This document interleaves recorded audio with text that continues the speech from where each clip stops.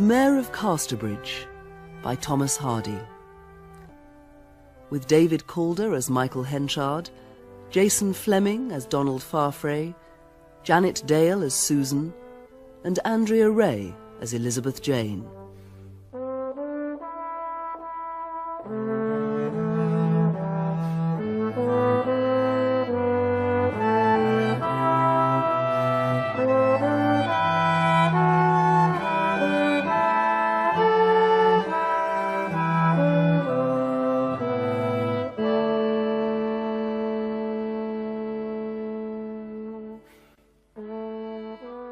Queer are the ways of a man I know. He comes and stands in a careworn craze, Lisbeth, with moveless hands and face and gaze, then turns to go. oh my Lisbeth. And what does he see when he gazes so? Casterbridge. And thee, Elizabeth Jane. I know that thou'rt there, my Elizabeth Jane. Straight line of the Dog Star there and down. Right there. Over the horizon. Beyond my seeing you might be, but... oh, I can feel you, my girl. In truth. I love thee, dear. I knew it but lately, though. But lately.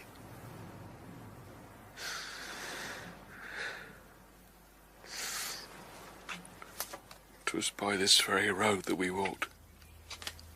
Right here. So many years ago. Aye. And Susan was carrying the child. And I pretending to read a ballad sheet, I remember. And not speaking 'cause of my cursed pride of being poor. Mama? Yes, Elizabeth Jane? What's he doing? Your daddy's humming, my treasure. What's he humming? Oh, I don't know. Some tune.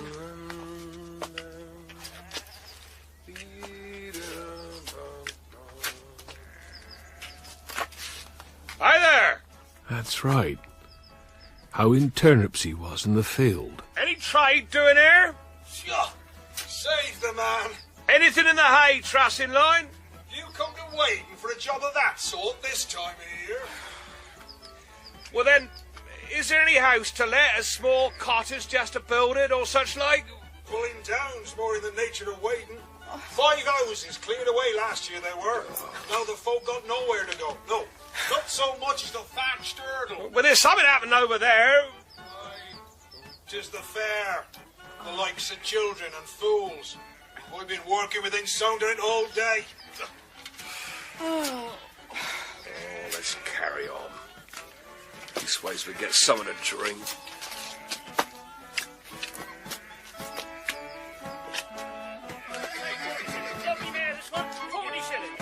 Indigestion, headaches, coughs. 25 years and many satisfied customers. How could I have known? It seemed such an ordinary day, nothing at all remarkable about it. Use a cloth to wipe away any cuts or grazes, and they'll heal twice as fast. 45! Much is 45, wonderful 45, cure. sir! 45! Spot the 50! miracles. Thank you, sir! 50! 50! 50 going to 50! 50 shillings, any like on 50 And we wandered about that fair, looking at this and that, never dreaming our steps were being drawn. Makes me shiver to think of it. Tell your fortune, sir. Drawn ever nearer to... Look, Michael. There! Oh, I thought I could smell it! Oh, no, Michael, not beer. Look over there. Could a man's destiny be housed in so mean a structure? Well, that tent? Oh, it's nearly falling down. Look at the state of it. But they're selling Firmity in there. Look at the sign. I always liked Firmity, so does Elizabeth Jane. Come on, so will you. It's nourishing after a long, hard day. I never tasted it. Oh, come on, Michael. Think of the child. So I relented and allowed her to lead me in. Oh, my poor Susan. 2 bowls, if you please. 2 bowls, sir. Right. Thank you. There you are, sir. Over here, Michael. And I sat down, opposite Susan, facing the entrance. Phew, look at the smoke. It's very hot. You can eat it from this big spoon, look. Blow it first. Oh, my God, what's in it? It's very good. It's milk, raisins, currants, wheat. Slop, you mean? Michael. It's got pips too, floating on the top. No, that's the wheat, Elizabeth Jane. Here. You see what she's doing? Oh. The old woman, the one who sells it. She got a bottle in there. Here, you watch this. Pass my bowl up, neighbour, if you will. What are you doing? Just you watch. Oh, is this your bowl, sir? Oh, if you'd be so kind. Very neat and quick she was, pouring the measure, dipping it into the bowl and replacing the bottle beneath her skirts, all in one sly move. Hey, always happy to oblige a new customer, sir. Thank you. What's she put in? Oh, that lifts it a class or two, that. How much is it, eh, neighbour? 2pence. Here. Michael, what's she put in? That is rum, Susan. Pass them along for me friend, there. Here, let me do the same for yours. No, not for me. You know I don't touch liquor. More's the pity. Oh, it might put some fire in you. Here, another bowl of your good firmity, mistress. Double strength this time. Do you want any more, Elizabeth Jane? No, we've had enough. Can we go now? What about lodgings, Michael? We'll have trouble finding any if we don't go soon. Big gold woman, can't a man eat without being pestered? Oh, thank you. That's what I need. Oh, my poor wife. In steering me away from the beer stall outside, she only guided me onto the rocks here amongst the smugglers. I'd be a stranger to marriage. Well, he can drag you down, no question. I married at 18 like a fool, and this is the consequence of it. Now, I've no more than 15 shillings in the world, but if I were free, I tell you, I'd be worth £1,000 by now. I would. But you never know these things, it's too late to act on them. This is the last lot. Pass some bowl along, friend. Yeah, we'll say 40 shillings. Lovely mare, this one. 40 shillings. I say again, mistress, if you please. Very promising mare. See, I don't see why men who got wise and don't want 'em shouldn't get rid of 'em. There's these gypsy fellas do them old horses. Yeah, thank you, yeah. No, but I mean, why shouldn't they offer 'em to men who are in the need of such articles, eh? Begod, I'd sell mine this minute if anyone would buy her. There's them that would do that. True. I know true cultivation when I see it, and I can declare she's got it. In the bone, mind you, as much as any female in the fair. Though it may want a little bringing out. Well, now's your chance. I'm open to offers for this gem of creation. Michael, you've joked about this nonsense before, but take care. One day you'll do it once too often. I know, I've said it before, I meant it. All I want is a buyer. Hey, look, a swallow that's Oh, trapped come on. The flap, someone, that flight to the night. Come on, there you go. Oh. Are you holding that up for me? Hey, come over here, place you in. You know, listen, come on, I'm waiting to know. The woman's no good to me, who'll have her? It's getting dark. If you don't come along, I shall go without you. Look, the child's asleep. Come. I asked a question, nobody answered it. Will anyone buy my goods? Michael, this is getting too serious. Will anybody buy her? I wish somebody would. Her present owner's not at all to her liking. Yeah, well, nor you to mine. Gentlemen, you hear? It's an agreement to part. She'll take the girl as she wants and go her ways. I'll take my tools and go mine. Now you stand up, Susan. Show yourself. Oh, no, don't, my child. You're a good man. Don't know what he's saying. Now you stand up, I say. Now, who's auctioneer? I be. Well, then, who'll make an offer for this lady? 5 shillings. Here, no insults. Who'll say a guinea? Oh, now, behave yourself, moral, for heaven's Look, love. set it higher, auctioneer. 2 guineas? If they don't take her for that in 10 seconds, they'll have to give more.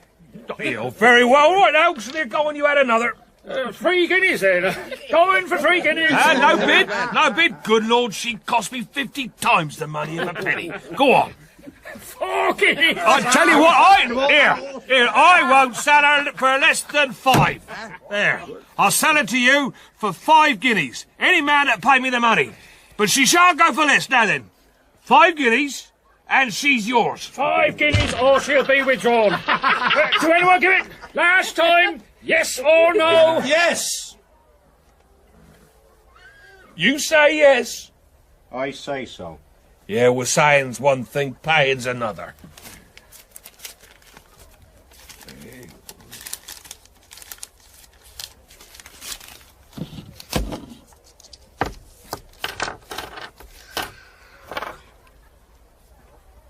Now, before you go further, Michael, listen to me. If you touch that money, I and this girl go with the man. Mind, it's a joke no longer. Yeah, well, of course it's no joke. I take the money. Sailor here takes you. It's been done elsewhere. Why not here? But only if the young woman is willing. She's willing. Provided she can have the child. She said so the other day. You swear to that? I do. Very well. She shall have the child, and a bargain's complete. Come along. The little one too. The more the merrier. Keep thy ring too. I've been thy wife 3 years, Michael, and had nothing but temper. And now I'm no more to 'ee. No, never again.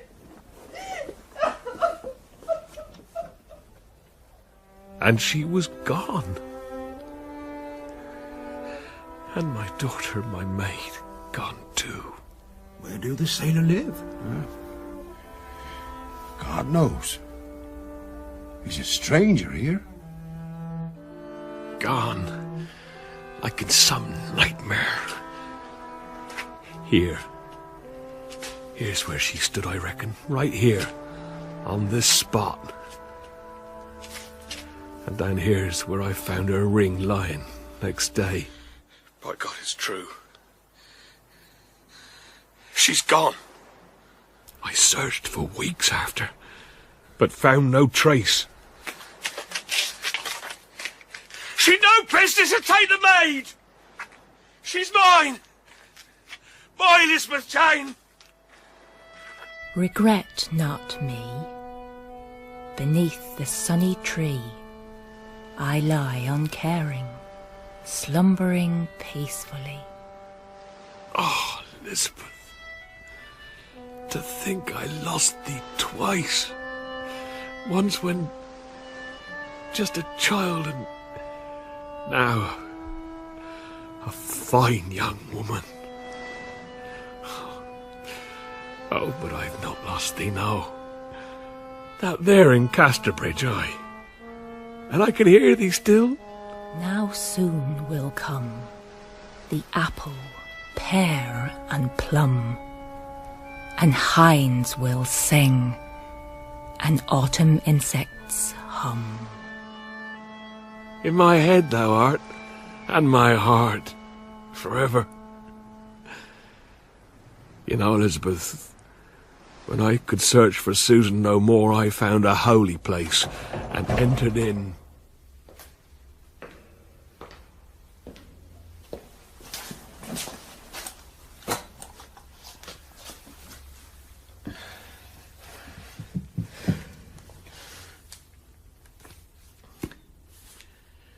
I, Michael Henchard, on this morning of the 16th of September, do take an oath before God here in this solemn place, that I will avoid all strong liquors for the space of 21 years to come, been a year for every year that I have lived.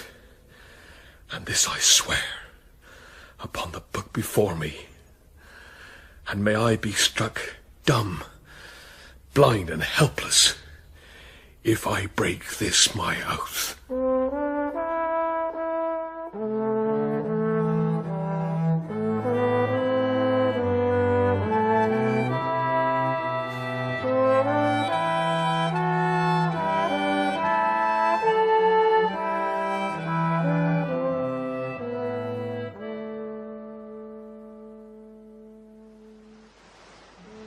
My Elizabeth Jane. 19 years was it before I saw thee and thy mother again. And didst walk this same route in search of me, my girl? In search of me, wast thou? It's not likely we'll find news of him here, Mother. I thought you wished to get onward. Yes, I do, Elizabeth Jane. But I had a fancy for looking up here. Why? It was here I first met with Newsom, on such a day as this. First met with Father Either, at Waden Priors. At the fair here, aye. Poor father. Oh, come, let's not think on it. But you say he was drowned. Aye, and we must bear it as best we can. But it didn't say drowned. Not in the letter. No, but lost at sea means the same, Elizabeth Jane, and we must accept and bear it. Come. It was here, too, I last saw our relation, Michael Henchard. What's his exact kin to his mother?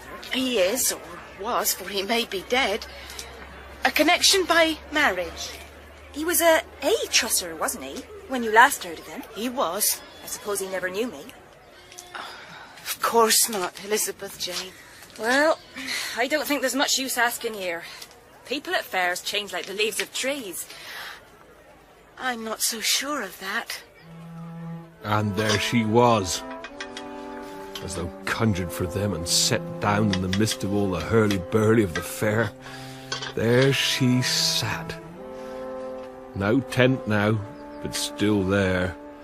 The old toothless crown stirring her cauldron. Good furmity, soldier! You're not going to speak to her, Mother. Just a word. You stay here. A pennyworth, please. Like some malignant spirit that oversaw our parting. Just a thought of rum in it, eh? Say 2 penn'orth. Make it slip down like cordial. No, thank you. And then brought us together again. For what end? You've seen better days. Oh, aye, ma'am. We've stood in this fairground, maid, wife and widow these 39 years. In that time, I've known what it were to do business with the richest stomachs in the land. Can you call to mind the sale of a wife by her husband in your tent 19 years ago today? I can mind every murder, even every pocket picking, but a selling? Were it done quiet like? Well, yes, I think so. Yeah, I do. I remember something you once read to me, Elizabeth. How did it go? Like flies are we. I can mind a man, a man in a court jacket with a bag of tools. That's him. He come back here, that same man, to the next year's fair, he did. That's right. And he said if a woman ever asked for him, I would just say he'd gone to... Where was it? That's it. Like flies to wanton boys are we to the gods, they kill us for their sport. Casterbridge! Yeah, the Casterbridge. Lord's my life that I should have thought of that again. And you would have approached by the East Road, up over that small hill in the distance, and had a good view from up there, overlooking the town. At last. Casterbridge. And I, little knowing. What an old-fashioned place it looks. All huddled together like it's being squeezed in by that wall of trees, look. And there's a band playing. Oh, come on, Mother.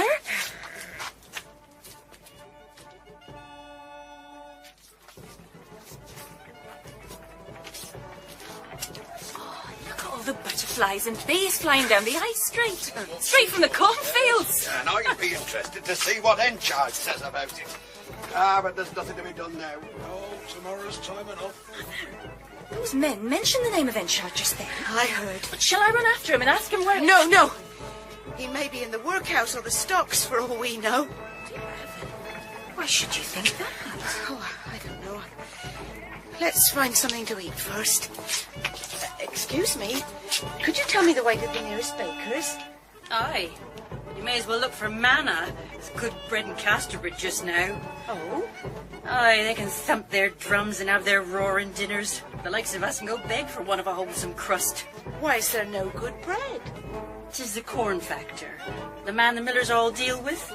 He sold 'em growed wheat, so the loaves be like suet pudding inside. The baker's further up on the right. Good luck to him. There's quite a crowd up ahead, Mother. Shall I ask about our relation there? Oh, I don't know, Elizabeth. I'm too worn out to do anything. Excuse me. What's going on tonight? Well, he must be a stranger, sure. Why, it is a great public dinner of the gentle people and all the leading folk.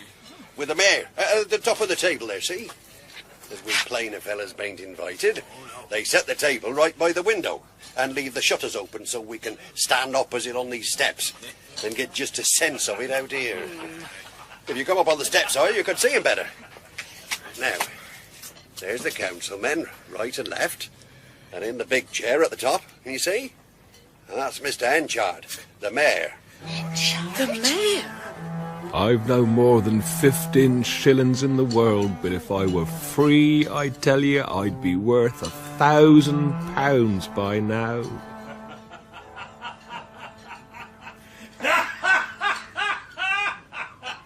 Michael Henchard. Have you seen him, Mother? Yes. Yes, I've seen him, and it's enough. I only want to go. Let's get away from here. What? But do you think he won't befriend us? I think he looks a generous man.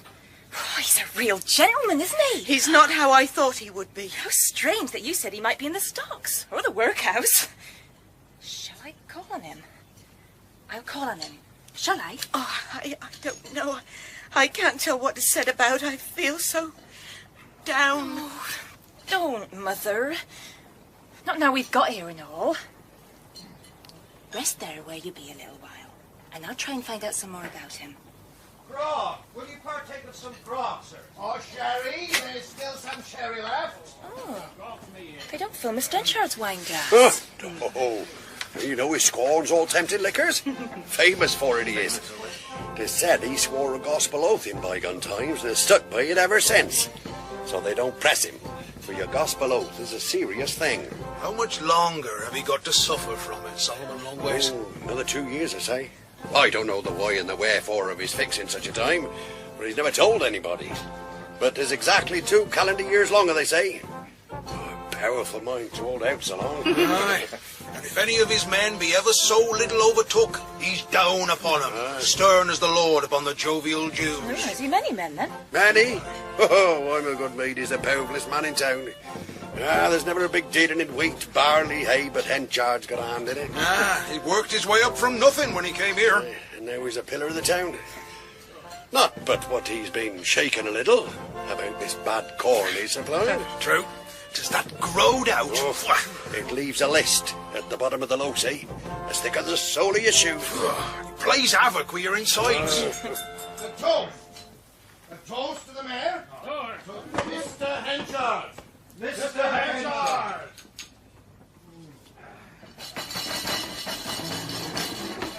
That's all very well, but what about the bad bread? Yes, how about the bad bread, Mr. Mayor? I admit the wheat turned out badly, but I was taken in buying it as much as the bakers who bought it of me. And the poor folk who had to eat it, whether or no. Remember, the weather at harvest was worse than we've known it for years. And there are accidents in every large business. But I've amended my arrangements. Since my business is obviously too large to be looked after by myself alone, I've advertised just this week for Thorogood Man as manager. And when I got him, you'll find these mistakes will no longer occur. Well, what you going to do to make up for what's happened? Will you take back this bad grain and give us good flour? If anybody can tell me how to turn ground wheat into wholesome, I'll take it back with pleasure. But To think our whole lives can turn on a moment. And if I'd never spoken what I did at that precise second, my life would have been quite different. 4 small words. it can't be done. Excuse me. Excuse me. Who was that man who spoke there? Oh, it was the mayor, stranger. The mayor, but no magician, it would seem. So it's grown wheat and bad bread for us, the ear souls. Well, not necessarily, my friend. Huh? Here, give this note to your mayor, would you? Aye, stranger. I'll do to that service. Thank you. And can you tell me of a respectable hotel that's, well, a little more moderate than this? Aye. The Three Mariners, just below here. Which is a very good place. Thank you, gentlemen. Good evening to you. Good evening too, sir. On the way to bed, Solomon? Aye, now on your way, Chris. The evening's drawing on, Mother. What do you propose to do? Well, we must find lodgings. Why don't we go to the inn the young man's gone to? He's respectable. What do you say? Yes. Let's go there.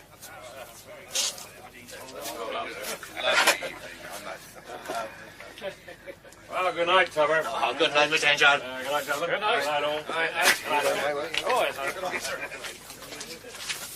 Mr. Henchard, sir. I've a note for you, sir.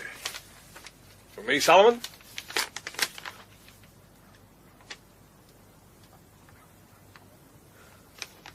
Who gave you this? Oh, young man, sir. A stranger in these parts. A Scotsman, seemingly. It's the young man in the hotel. Oh, no, sir.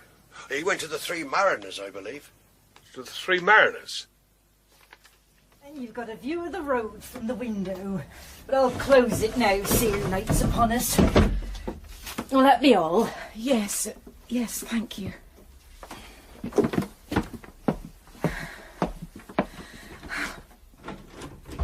'Tis too good for us. We can't meet it. We must be respectable. We must pay our way even before we must be respectable. Perhaps we could apply to Mr. Henchard tomorrow. No, Elizabeth. We must forget all about Mr. Henchard.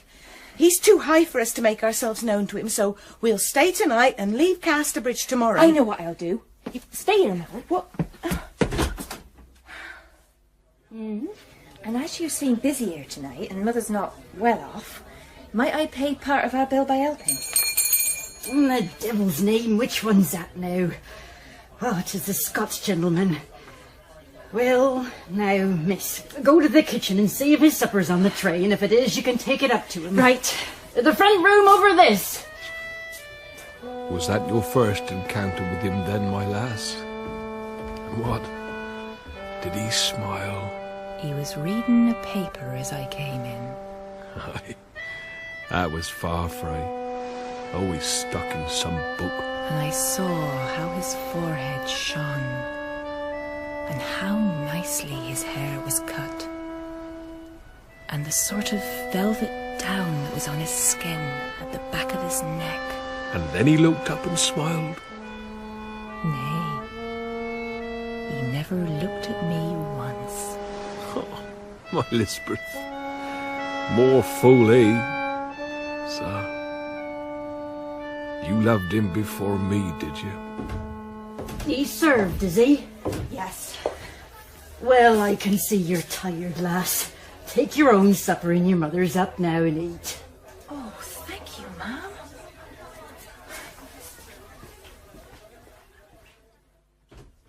Mother, she's agreed to let me... Shh! I'm sorry? What is it? 'Tis he. Listen. He's in the next room. Come closer to the wall. Oh, but I must beg your pardon. I see you've not finished your supper. No, not at all. Come in. I merely strolled in on my way home to ask you a question.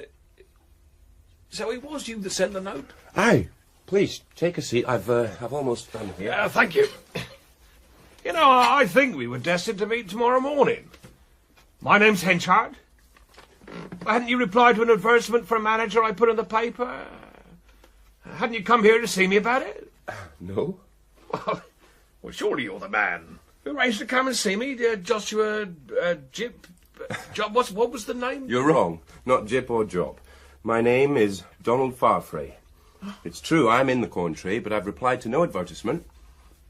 I'm on my way to Bristol. And from there to America, to try my fortune out west. To America? Oh, well... Oh, well, then I'm obliged to you for the trouble you took in offering to share your ideas. Oh, it's nothing, sir. Oh, it could be. This row about my grown wheat, I swear I didn't know 'twas bad till the people came complaining. It's put me to my wits' end. I've hundreds of quarters of it on hand. And if what you seem to suggest is right, and I can make it wholesome, well, you could see what a godsend it would be. Indeed. But this process, have you actually tried it out? Oh, aye, it's an invention of my own. But it works, I promise you. Look, I can show you by sampling my carpet bag. Mm-hmm. The spirit of the man.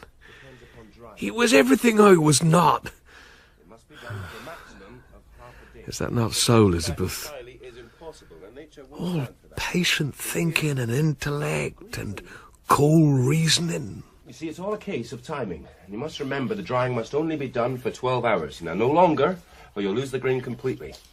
And then the refrigeration for 5. Now, here, taste this.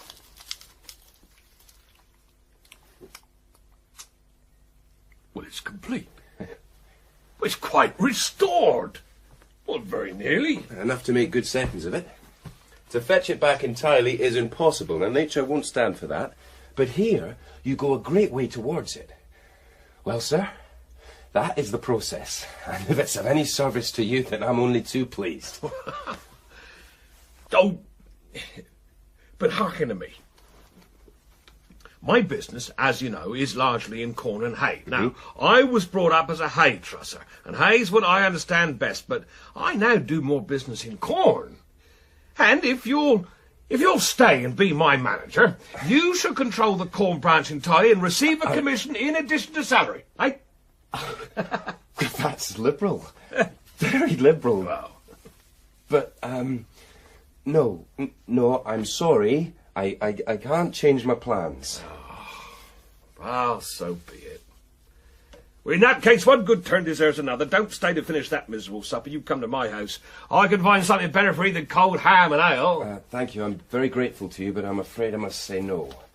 I wish to leave early tomorrow, you understand? Oh, well. How are you? Please yourself.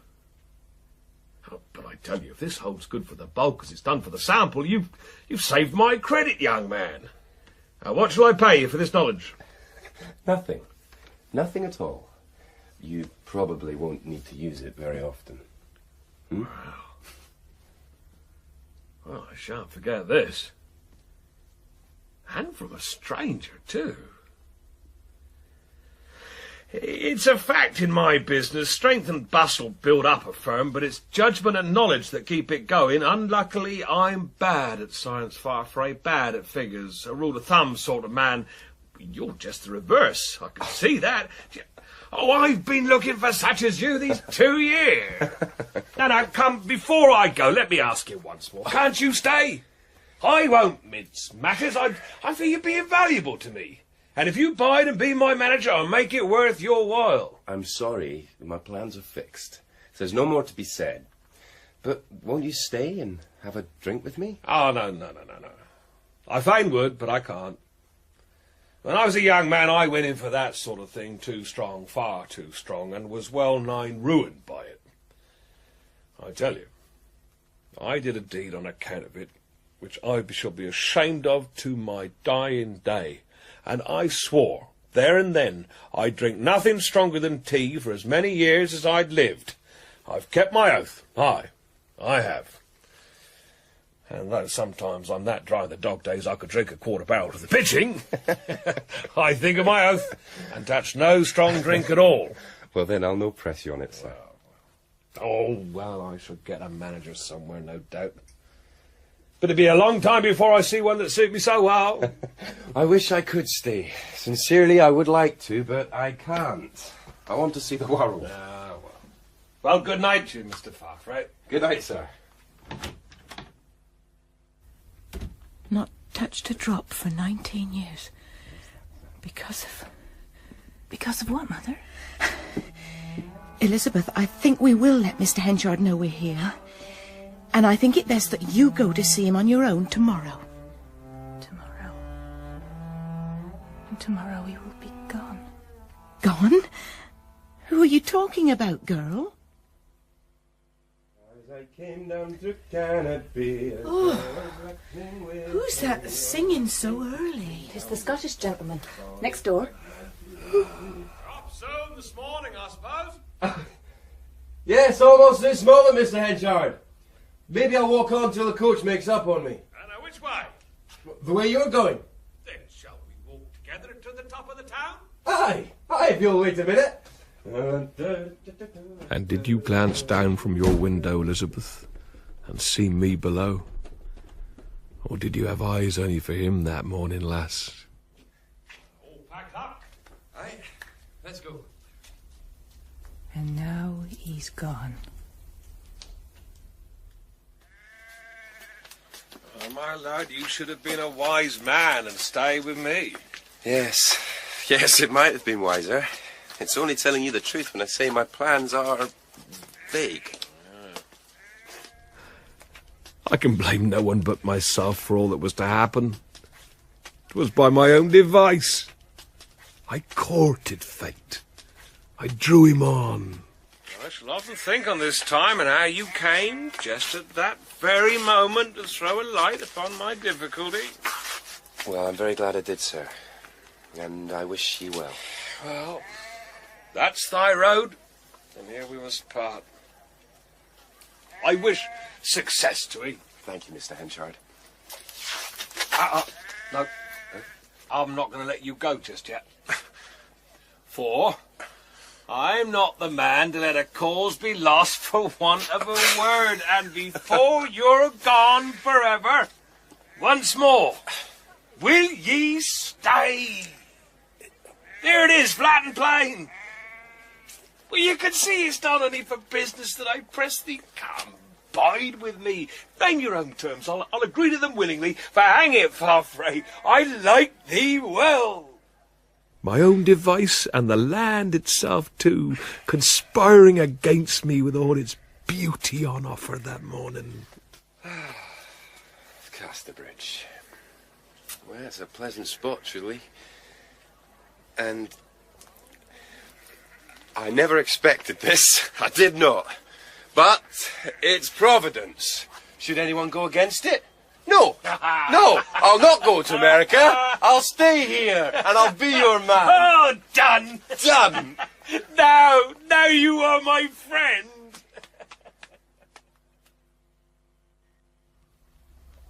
Henchard? Henchard? What are you harping on his name for, Elizabeth? I'm counting the wagons with his name on, Mother. Look. There's another one, see? Henchard, corn factor and a merchant. Aye, he's wealthy enough, it would seem. Well, Elizabeth, I think this is a seemly enough time to call. All right, Mother, I'll just get my hat. Now, don't forget, say to him his relative, Susan, a sailor's widow, say, is in the town. And she leaves it to him whether he'll recognise her or not. There. And if he says no, if he thinks it don't become the good position he's reached in the town to own, to let us call on him as his distant kinsfolk, then tell him, say, we would rather not intrude, sir. We'll leave Casterbridge as quietly as we have come. But what if he should say yes, Mother? Oh, well, in that case, ask him to write me a note saying when and how he will see us. No, wait. See me. I will.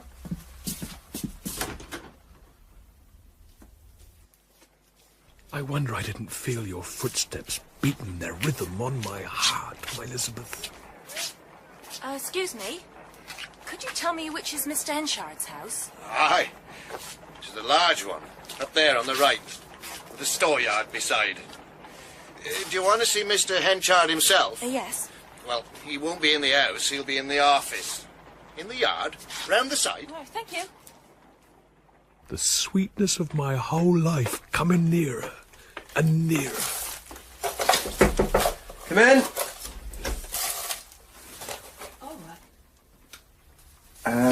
Yes, what is it? I'd like to see Mr. Henchard. Ah, yes, will you just wait a minute? This gentleman's to see him first. Farfrae. Ah, Mr. Henchard. Joshua Jopp, sir. Jopp? By appointment. All right, you better come in. Mr. Jopp. Aye, sir. Your new manager. My new manager, he's in his office. In his office? I mentioned Thursday as you didn't keep your appointment. I've engaged another man. I'm afraid I can't wait when there's business. You said Thursday or Saturday, sir. Well, you're too late. I'm sorry, but I can say no more. Sorry to keep you. That's all right. You as good as engaged me. Subject to an interview. I'm sorry. Very sorry indeed, but it can't be helped. Good day to you. Good day, Henchard. There's someone here to see you, Mr. Henchard. Oh. Oh, well, come in. Come in. Thank you. Now then, sit down, young lady. What is it? Can I speak to you? Not on business, sir. Yes. I suppose. I'm sent to tell you, sir, that a distant relative of yours by marriage, Susan Newson, a sailor's widow, is in the town. And to ask whether you would wish to see her. The greatest pangs, the severest shock to the heart, and yet, outwardly, nothing shows. Susan is still alive? Oh, yes, sir. Are you her daughter? Yes, sir. Our only daughter. What do you call yourself? Your Christian name? I hardly dare breathe. Elizabeth Jane, sir. Newson. Elizabeth Jane Newson. Yes, sir. Then she hadn't told you. Oh, my good wife Susan, she had kept my crime a secret from the girl. I am a good deal interested in your news. And as this isn't a matter of business but one of pleasure, suppose we go into the house. I will never forget that walk out of the office, across the yard, through the door in the wall, into another world. The bright garden, and from there into the dining room with my own lovely daughter. Sit down, Elizabeth Jane. You sit down.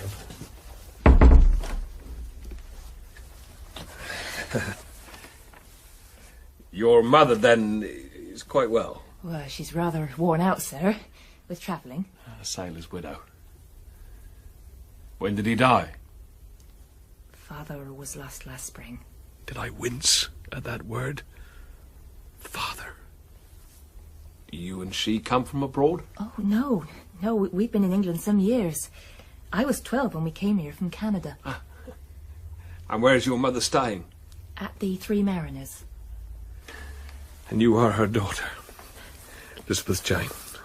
And I came close and looked you full in the face at your clear, innocent gaze and felt tears rise. Did you notice, Elizabeth? Or did I turn away in time? I think you shall take a note from me to your mother. I should like to see her. Oh. I take it she's not left very well off by her late husband. Not very well. Then if you would take her this. £5? Yeah. No, wait. And these. That makes it 5 guineas. And also these few lines I shall write.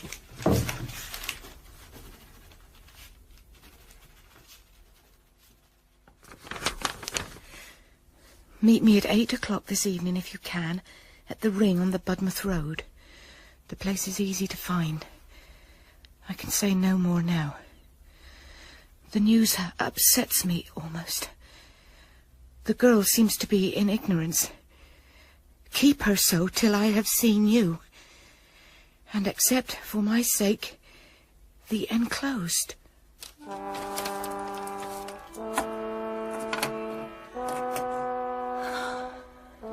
5 guineas. I chose the Ring for our meeting. A God-forsaken, lonely place. But it was well known, being a Roman site near the town, and I knew Susan would easily find it. But, well, it wasn't the best. Its atmosphere was melancholy, something sinister. A place of ancient tragedy, where you could imagine at dusk the ghosts still walked.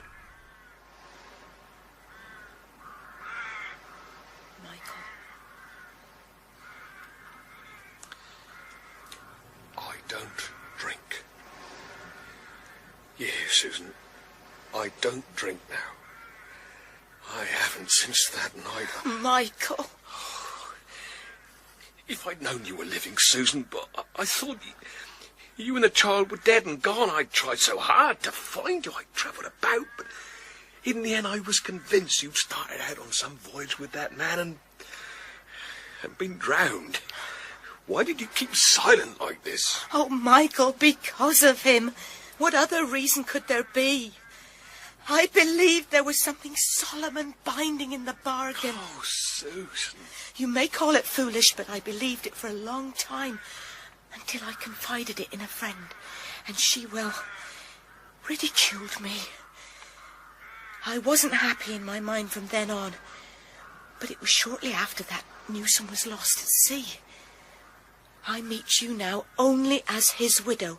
Had he not died, I should never have come. Never, you can be sure of that. Elizabeth Jane, we could never tell her the truth. Oh, she'd so despise us both. I couldn't bear it. Nor could I. That was why I never told her about you. You've heard that I'm in a large way of business here, and that I'm mayor and church warden and I don't know what else. Yes. Well, then you can see that, well, talking plain British, I can't see how you two can return openly to my house as the wife and daughter I once sold at market, and there's the rub on it. Yes, I can see we'll go away at once. I only came to see... No, Susan, no, you're not to go. No, that's not what I meant. Look, I've been thinking of this already, and I've an idea. Now, what do you say that you and Elizabeth take lodgings in the town as the widow, Mrs. Newson, and her daughter, and that I meet you, court you, and marry you? Elizabeth Jane come into my house as my stepdaughter.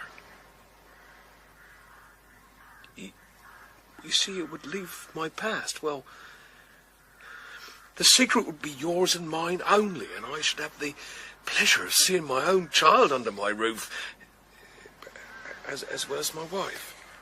I'm quite in your hands, Michael. I came here for Elizabeth's sake, not for mine. Well, think it over. And look to me for money. Have you enough till I come back? Oh, yes. And the girl's quite safe, isn't she, from learning about the shame of it all? Oh, that's what makes me the most anxious. It's unlikely she'd even dream of the truth, Michael. How could she ever suppose such a thing?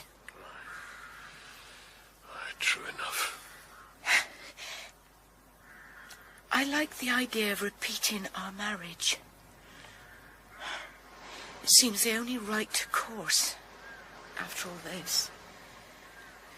Now, I think I'd better go back to Elizabeth Jane and tell her that our kinsman, Mr. Henchard, kindly wishes us to stay in the town. Very well. But just one word more.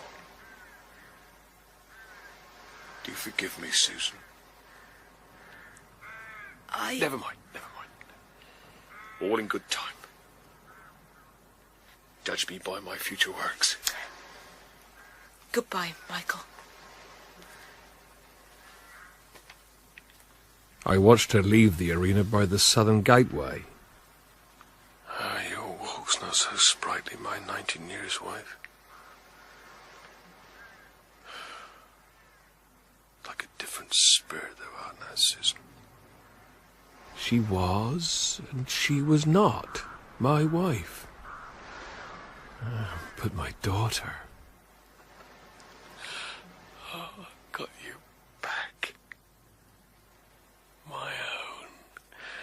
Oh, my own lovely Elizabeth Jane.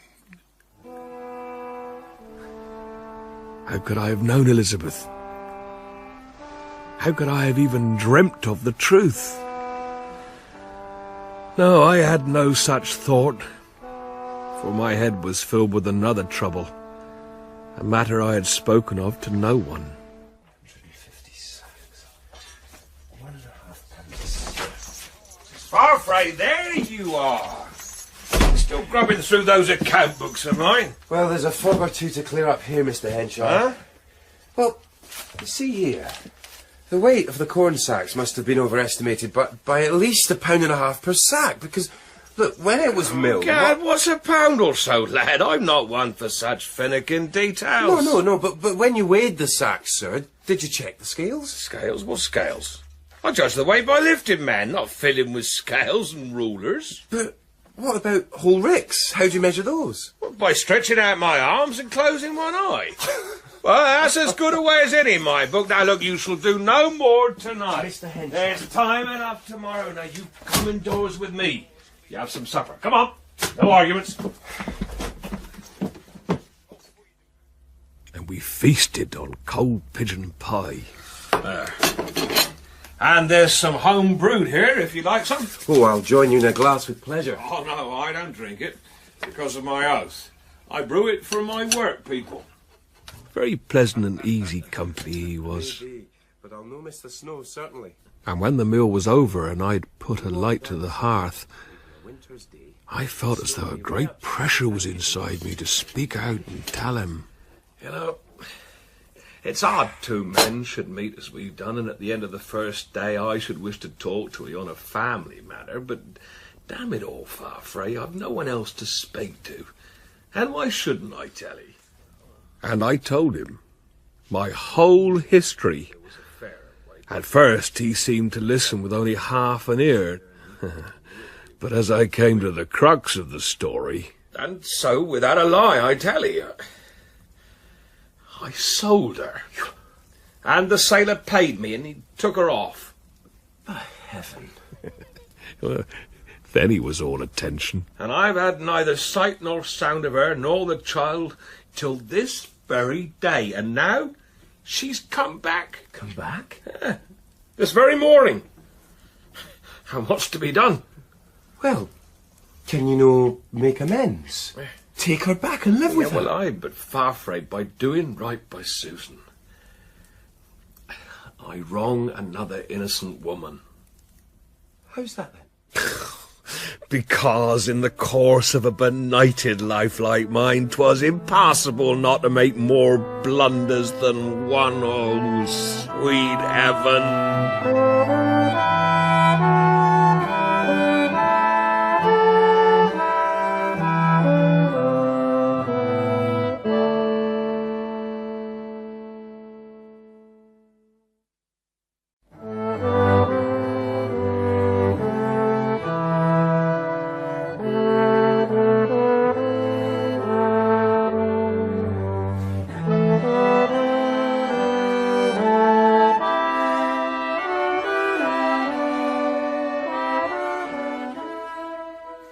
The Mayor of Casterbridge by Thomas Hardy.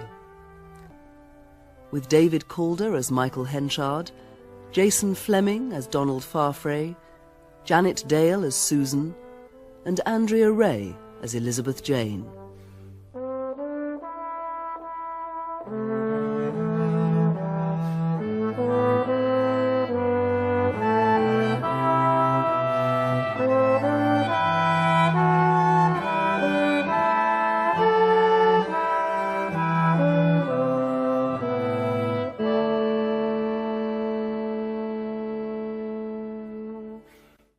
I've been doing a deal of business over in Jersey for many years now, and one autumn, when stopping there, I fell quite ill and sank into one of the gloomy fits I sometimes suffer from.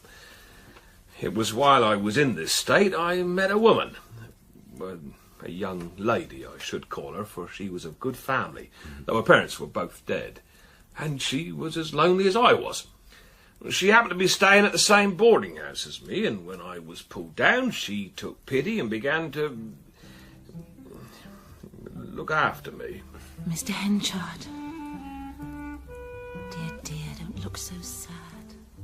She got to have a foolish liking for me. Heaven knows why. I wasn't worth it. Shall I make you more comfortable? But by being together in the same house and her feelings warm, we naturally got intimate.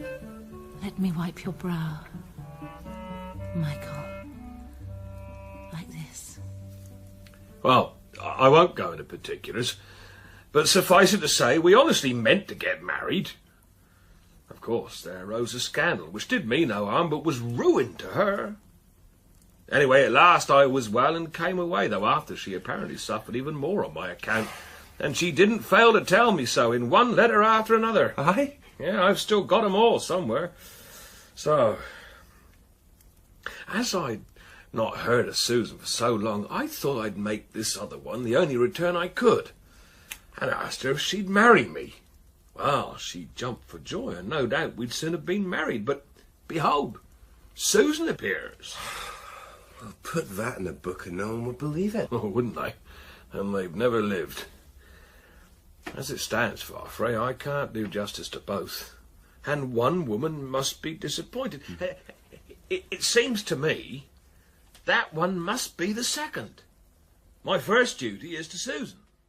In the end, it was all for thee, Elizabeth Jane. All for thee that I changed course and courted your mother. You got it very comfortable here, Susan.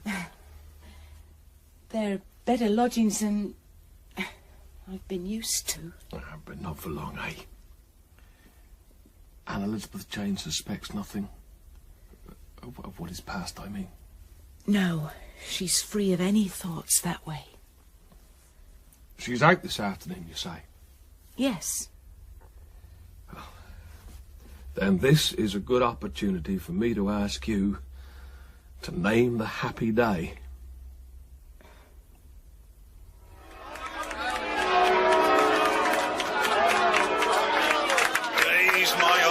I see a man wait so long before to take so little. Well, there's a chance even for thee after this, Nance Mockery. Be cussed if I'd marry any such as he. She'll wish her cake though, before she's done of him. Stuff, he's well enough. She couldn't wish for a better man. Poor twanking woman like her.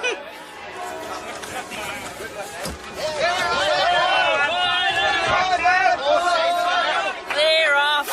Back to that big house. She'll rattle round in there, her and that young lass. Dost remember that first day, Elizabeth? I remember thy thin face and the lines on thy young brow when thou first came. Oh, but thou didst blossom, my lovely girl. Aye, like a wondrous lily made flesh, who deigned to sit each morning at my table by my side. You know, I seem to remember when she was a baby, Elizabeth Jane's hair was... Didn't you tell me Elizabeth's hair promised to be black? Oh, did I? You finished your breakfast quickly this morning, Elizabeth Jane? Yes. I want to pay a visit to the bookshop this morning, Mother, and it looks like rain. May I leave the table, please, sir? Oh, let's off you go.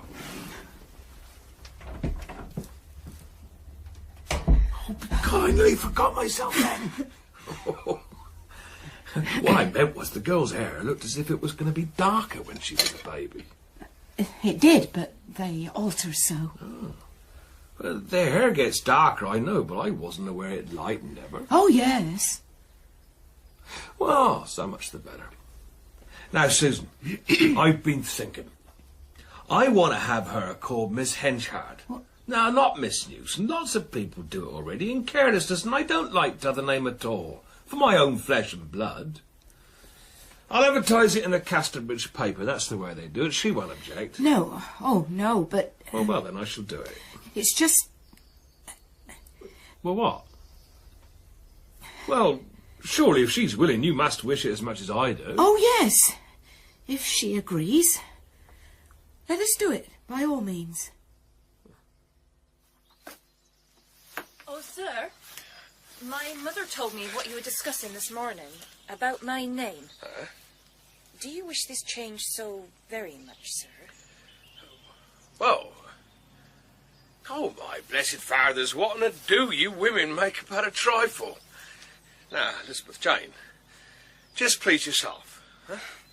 Don't you go agreeing to it to please me. Sir. It was strange. Oh, but I put it down to the mysterious ways of women, and sought out my usual remedy against such brain-fogging puzzlements. Farfrae? Oh, Mr. Henchard. I was hoping to see you this morning. I've been thinking. You know, we're not best using our time when we walk and drive about together. You could make better use of me, and we could cover twice the amount we do now if we work separately. God damn it, what's all the world? I like a fella to talk to. Now, you come with me to Durnover like we planned, and don't take too much thought about things, or you'll drive me crazy. And as we walked, I looked up and saw thee, Elizabeth, standing at thy window looking... At me, was it? Or at him? Miss? I'm sorry, Miss Elizabeth. Did I startle you? Oh, it was nothing, Phoebe. I was just gazing out. There's a note been left for you, Miss. Oh, thank you. Who is it from? I don't know, Miss. Found it downstairs on the hall table. Oh, I see. Oh, thank you.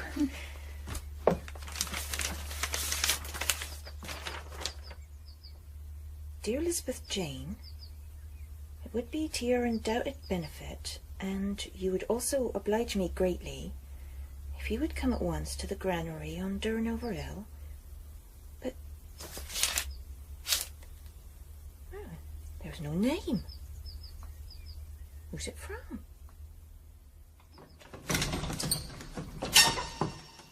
Hello? Is there anyone... Oh. Ah, it's Miss Newson. I've kept the appointment, and I'm at your service. Oh, Mr. Farfrae. So have I. But I didn't know it was you who wished to see me, otherwise, well, I wish to see you. I'm afraid there may be a mistake. Didn't you ask me to come here? Didn't you write this? No. At no hand would I have thought of it. But didn't you ask me? This is not your writing? By no means. Well, then it's somebody wanting to see us both. Oh. Who must have known I was coming to Durnover here with your father. Perhaps we'd do well to wait a little while longer.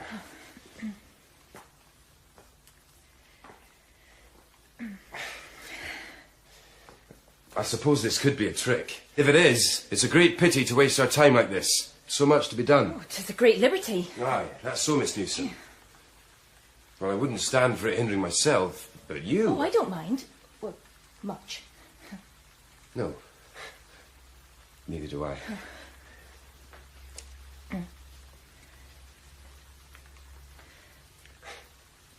You're anxious to get back to Scotland, I suppose, Mr. Farfrae? No, Miss Newson. Why would I be? Well, I only supposed you might be, from a song I heard you sing once at the Three Mariners. About Scotland and home, I mean. Well, you seem to feel it so deep down in your heart. Well, you know, Miss Newson, you feel a song for a few minutes, and your eyes, they can even get quite tearful, but you finish it, and you don't mind it or think of it again for a long while. Oh, no, I don't want to go back. Yet I'll sing the song to you with pleasure whenever you like. I could sing it now. Not mind at all. Oh, thank you indeed. But I fear I must go, rain or no. Oh, do you know the wind has blown some husks and dust upon you? It's very bad to let rain come upon clothes when there's chaff upon them. It washes in. Spoils them. Oh. Here, let me help you. Blowing's the best. Oh, thank you. Bend forward a little, the top of your head. Thank you. Thank you. Thank you. Almost done. Oh, thank you. Thank you. Now I'll go and get you an umbrella. No, really, there's no need.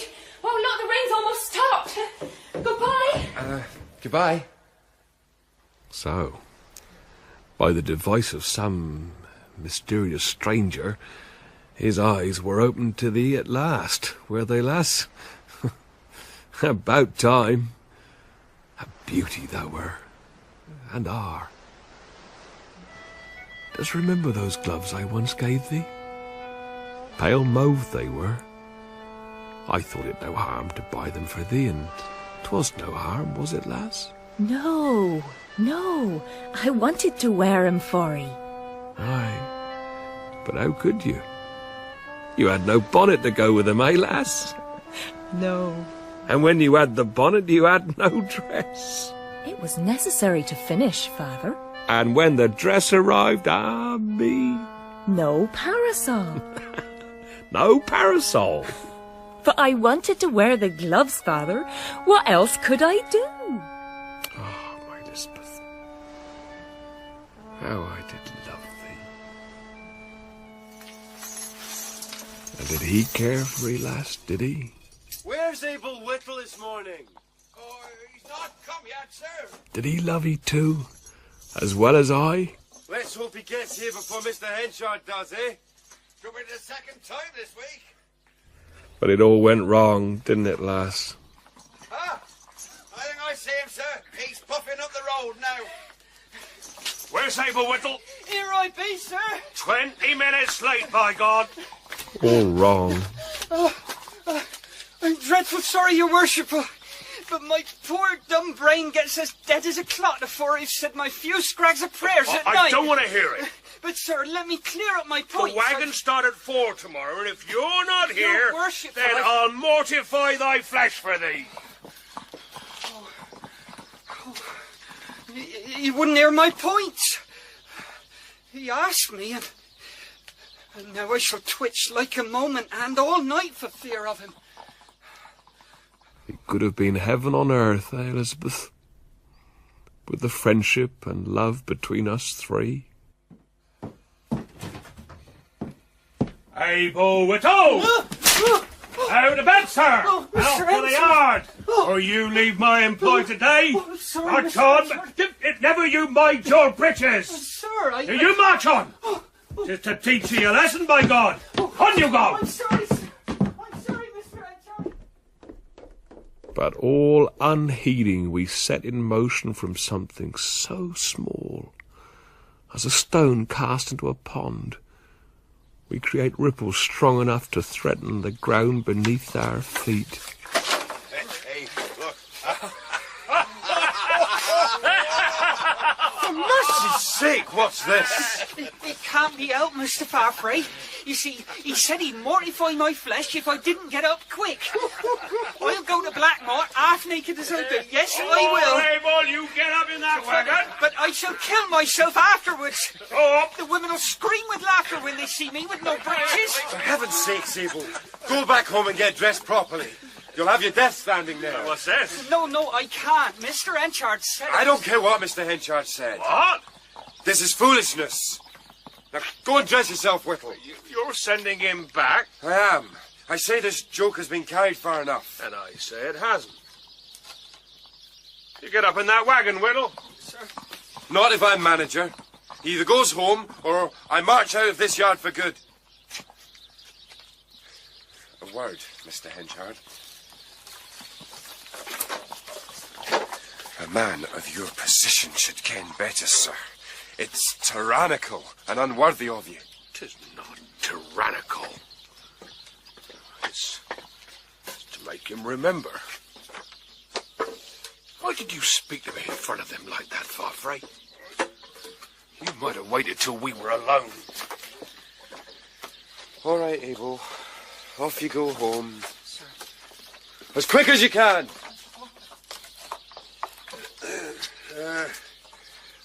Don't think too hard of Mr. Henchard, sir. He kept Abel's old mother in coals and snuff all last winter, at his own expense. Is that so?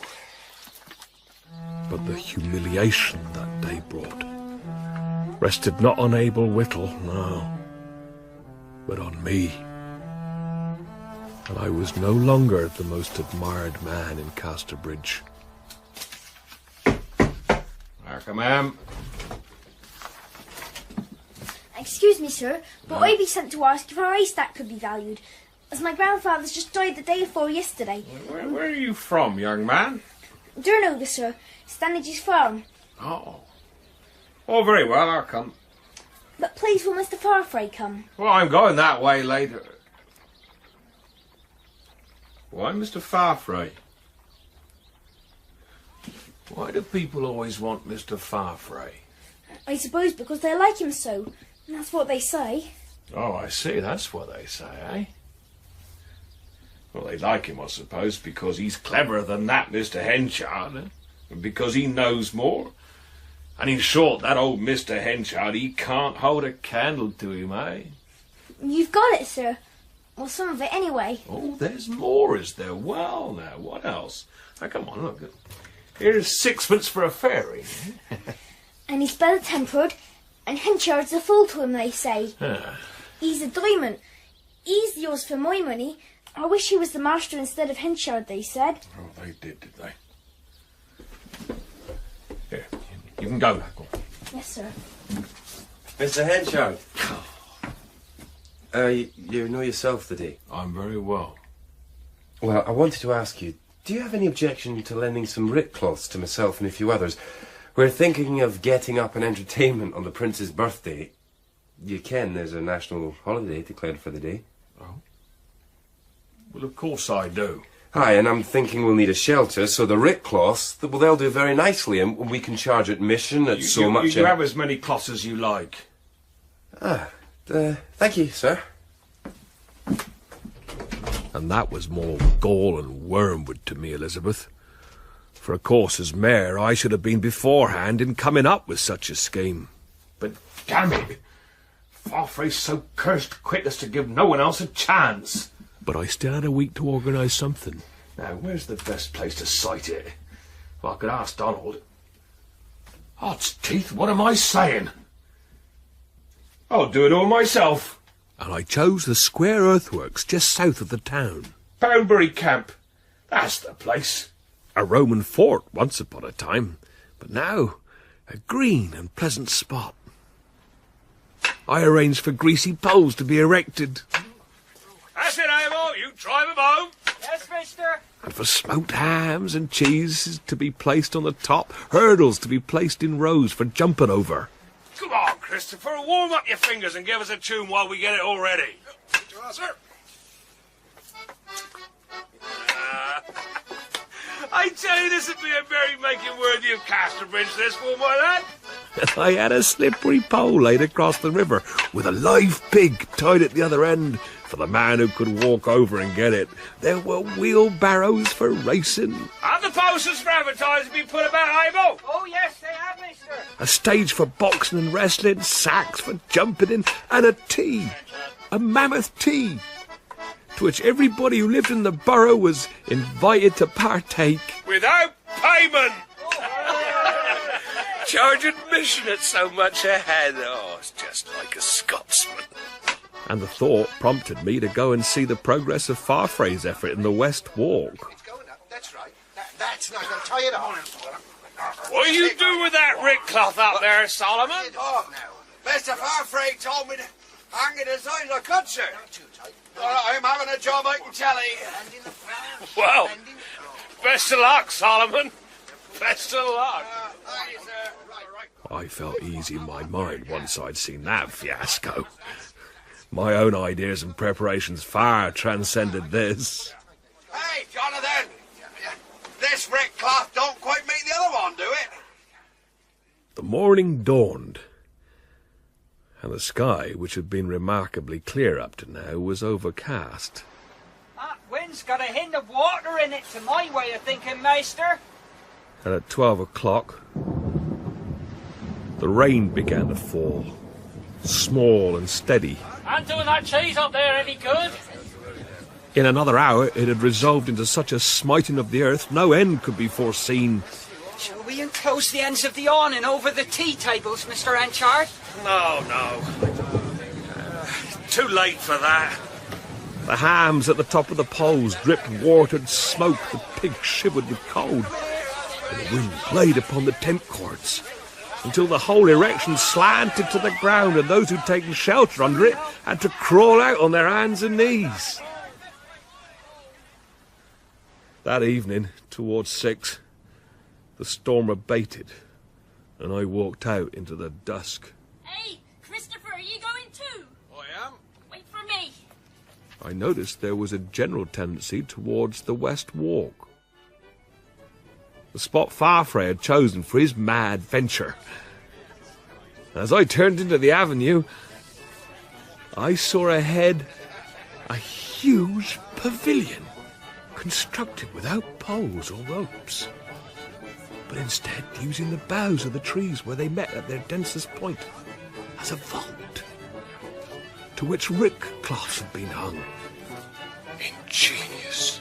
It appeared like the nave of some great cathedral.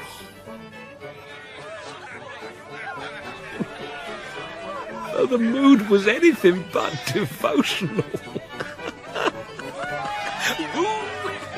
There's Donald.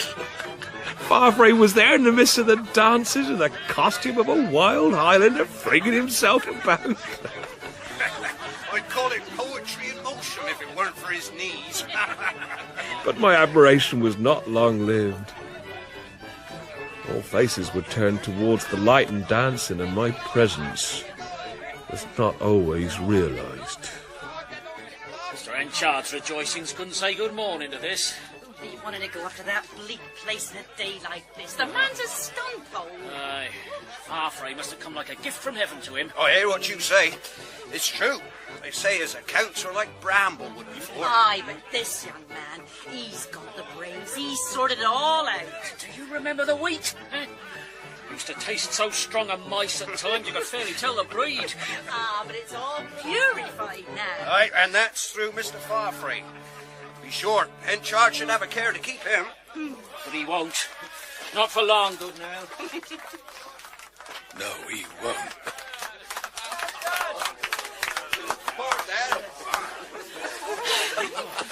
Oh, Mr. Henchard, your daughter is a fine dancer, sir. Mr. Farfrae, I can't dance in the proper way. No, you can. It's the feeling for it rather than knowing the steps that makes a dancer. Wouldn't you say so? Look here, Farfrae, about tomorrow.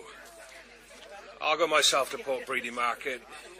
You can stay and clear up the mess here. Give your knees a rest.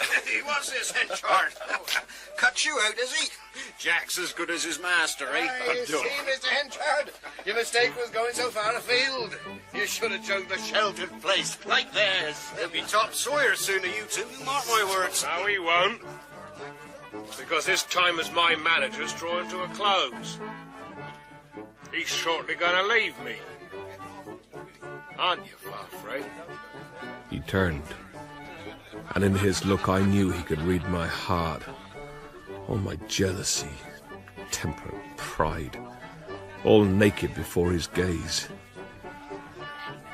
I was overcome with shame. Aye, Mr. Henchard, 'tis time to go. Excuse me.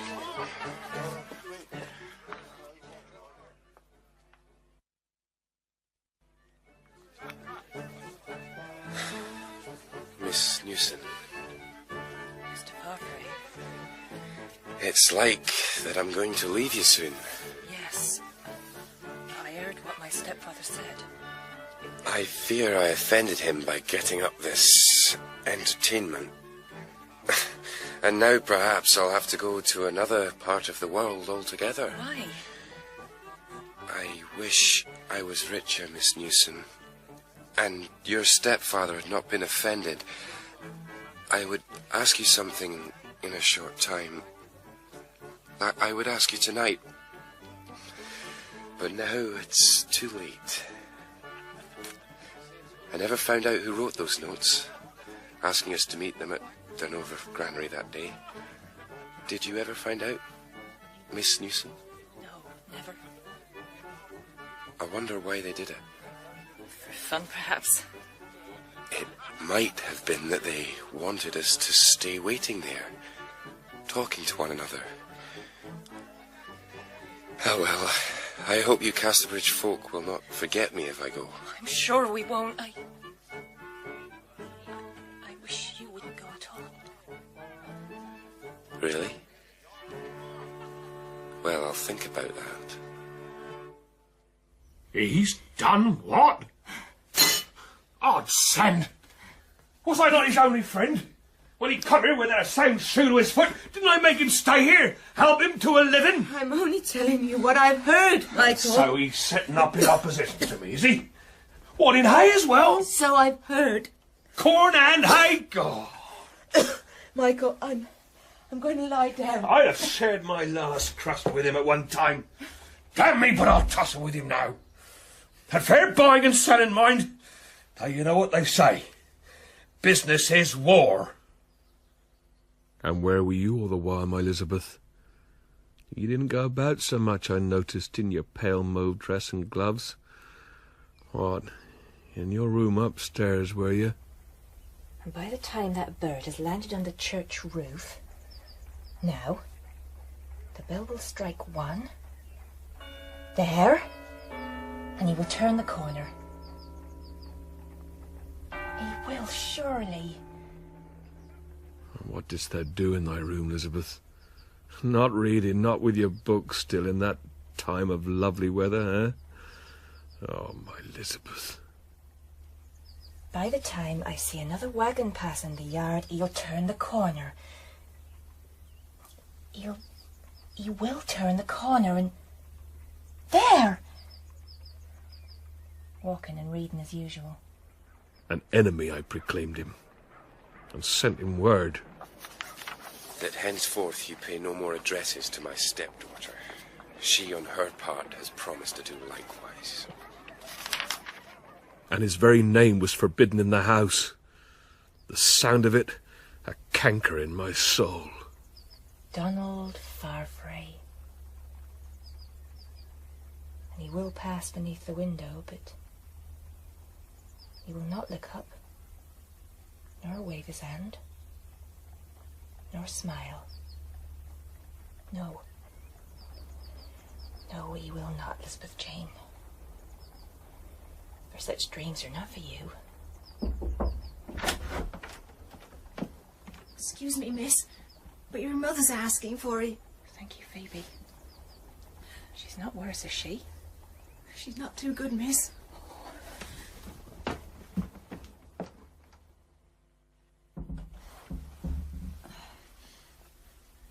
Elizabeth. Oh, Mother. Don't cry, my child. Why do you... Oh, don't die, Mother. Oh, don't leave me. Shh. Give me some water, Elizabeth.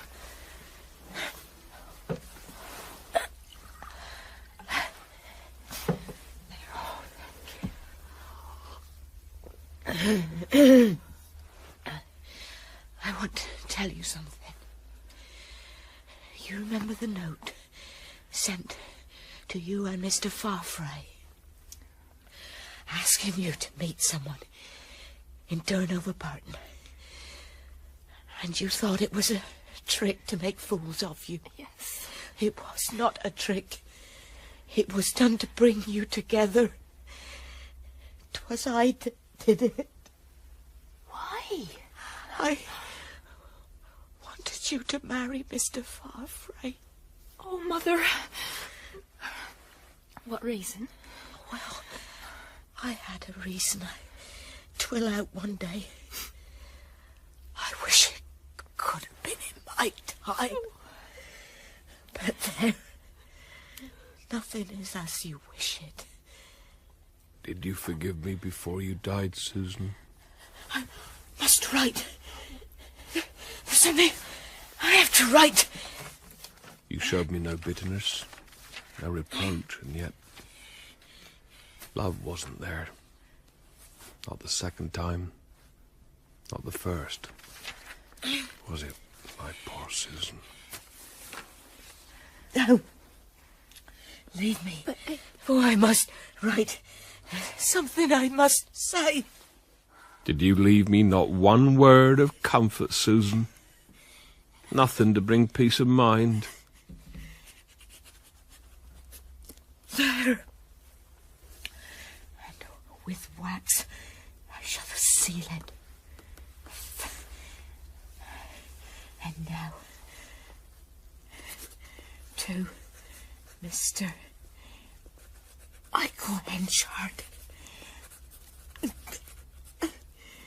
Not to be opened till Elizabeth Jane's wedding day.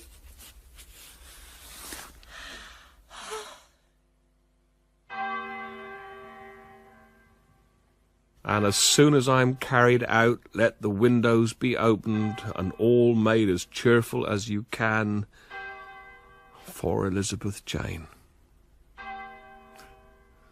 Those were her last words to me. Her last thought was for thee, Elizabeth, as will be mine. Do you think much of old times, Elizabeth? Yes, sir, often. Who do you put in your pictures of them?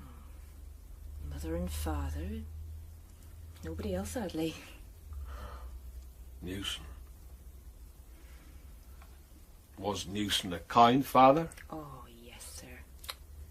Very. I stood parted from Susan by death, from Farfrae by estrangement, and from Elizabeth Jane by ignorance. Only... What did your mother tell you about me? About my history? That you were related by marriage. Yes. That was very true. But she told you no more than that? No, sir. No. No, she was protecting you, Elizabeth, from the truth. But I knew one day it must be spoken. Did you have no inkling at all, no suspicion? Of what? We were ashamed to admit the truth to you, Elizabeth. But the fact is, Richard Newson was not your father. I am your father, Elizabeth. Your mother and I were man and wife when we were young. What you saw was our second marriage. We became parted, you see, and later we thought each other was dead. And Newson became her husband. Oh, Elizabeth, if you scorn me now or despise me, then so be it, but I couldn't stand your not knowing. Oh, no, don't cry. Oh, don't cry, I can't bear it. I'm your father, why should you cry? Can I go to my room? Oh, yes. Yes, I don't want you to come to me all of a sudden. No, Elizabeth, I don't. I'll go away and not see you till tomorrow, or when you like, and then I'll show you papers to prove my words. There. I'm gone. I won't disturb you any more. 'Twas I that chose your name, my daughter. Your mother wanted it Susan. There. Don't forget. 'Twas I gave you your name. One word more. take my surname now, eh? Your mother was against it, but 'tis legally yours, you know. Though nobody need know that, you should take it as if by choice. It would mean a lot to me, Elizabeth. If it is my name, well, I must have it, mustn't I? Oh, very well. Yeah, very well. Now I'll go upstairs and hunt for some documents that will prove it all to you. But I won't trouble you with them till tomorrow. Good night. Oh, good night, my Elizabeth Jane.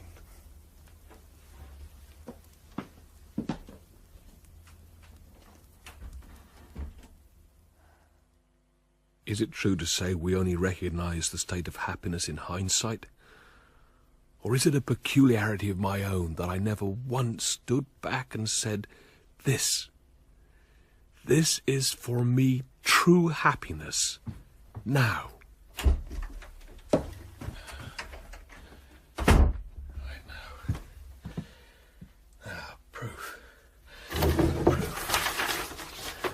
The first marriage certificate. I wonder if Susan kept it. Dear God, why did I not leave well alone?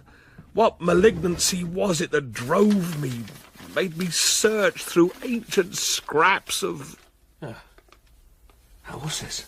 That placed in my hands at that very moment, not to be opened till Elizabeth Jane's wedding day. Seal's cracked.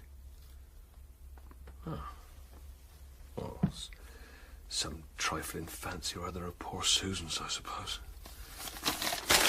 Is there no creature upon earth that can know bliss, know it, and rejoice in it? Oh, too powerful for our frames to contain, is it? My dear Michael, for the good of all of us. I have kept one thing a secret from you till now. I hope you will understand why. I think you will, though perhaps you may not forgive me. But, dear Michael, I have done it for the best. I shall be in my grave when you read this, and Elizabeth Jane will have a home. I can hardly write it, but here it is. Elizabeth Jane is not your daughter. Oh, no. Here it is. Elizabeth Jane is not your daughter. No. I will be in my grave when you read this. I hope you will understand why I did it. Elizabeth Jane is not... No! The child who was in my arms, Michael, when you sold me. She died 3 months after that. And this living one is my other husband's. I christened her by the same name we'd given the first. And she filled up the ache I felt at the other's loss. Michael, I'm dying. Forgive a woman you once deeply wronged, as she forgives you. 'Twas no less than I deserved. I took a candle, 'twas late by now, and went into her room. I saw her sleeping there, her face very peaceful. I looked at her fair skin, her brown hair, the form of her skull beneath her face, and I knew she was not mine. I left the house and walked to the river and along its banks.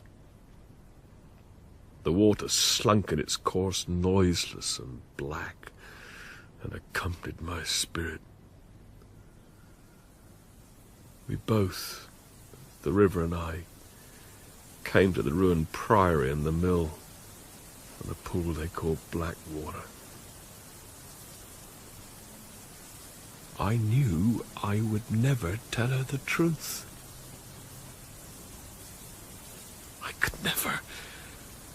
humiliate myself to do that. Good morning, Phoebe. Good morning, miss. Good morning.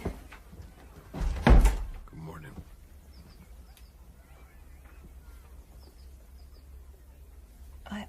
I've thought and thought all night about it. And I see that everything must be as you say. And so, I'm not going to call you Mr. Henchard anymore. You are my father. My dear father. She bent and kissed my cheek. I remembered with what joy I had imagined this moment. I drank from my cup, and in my mouth was dust and ashes. Oh, don't worry, Phoebe. Bide where you be, miss. Good God. Are you only fit to carry wash to a pig trough? Bide where ye be. I'm sorry, Father. I meant to stay where you are. Wast thou bewildered, my Elizabeth, that the moment you took my name and I avowed myself your true father... Thank you, Phoebe. And for God's sake, leave off thanking that girl too, as if she were goddess born. Don't I pay her £12 a year to do things for ye? Pains my heart to remember, Elizabeth. I can see you're sent to disgrace me to the dust. And what didst thou do in thy room? You seem to sit there so long now, I hardly saw thee. A mow, a mass, a mat. With thy books wast thou? I must better myself. For love of me didst thou strive? While I set my heart in a box and knew only bitterness.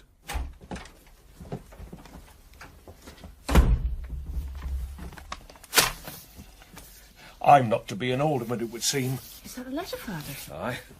There it is, in black and white. Why have they refused you? Oh, ever since that night. The great dinner at the King's Arms.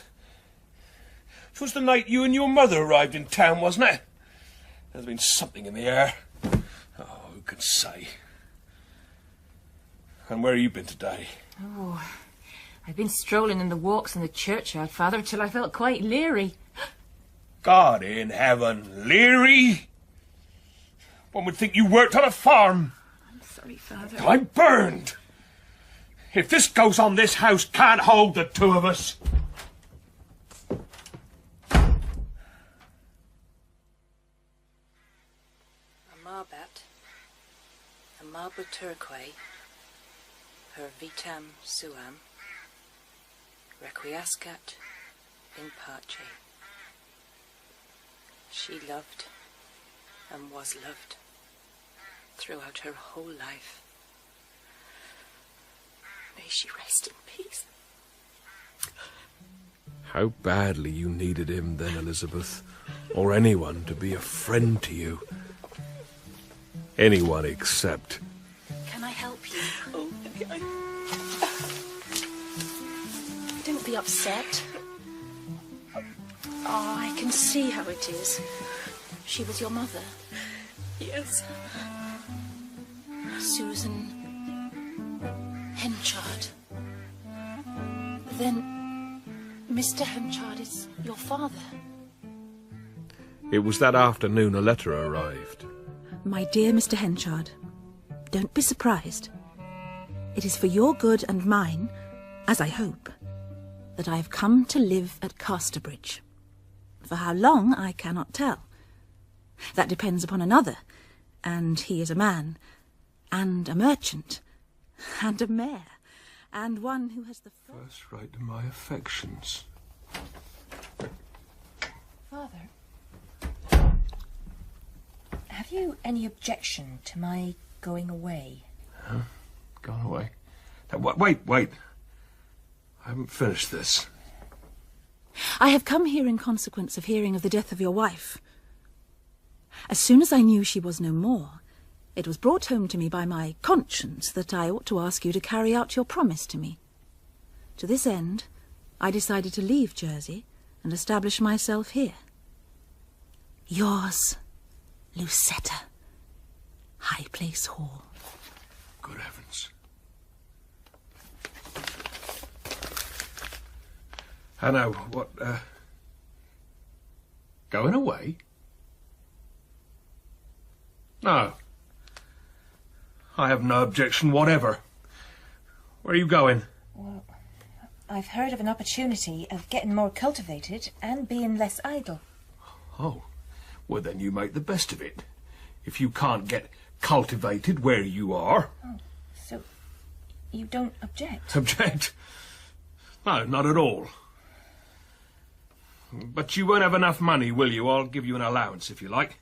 So you can be independent of me and I can be independent of you. Will that please you? Certainly, Father. I'll see about it today. What on earth's going on here? Well, you said I might go, Father. It's sad, yes, but I thought you meant next month or next year. Not Caesar, you take time by the forelock. Look here. Now, don't go away from me. It may be I've spoken roughly to you, but there's something that caused it. I can't tell you now. But if you'll stop and go and live in here, I'll tell you all in good time. Father, I think it's best for us that I go now. I shan't be far away. And if you want me badly, I can soon come back again. Well, what would be your address? In case I want to write to you. Or am I not to know it? Oh, yes, of course. It's only in the town. It's High Place Hall. Go on, driver. Very good. Up, up, up. Go on.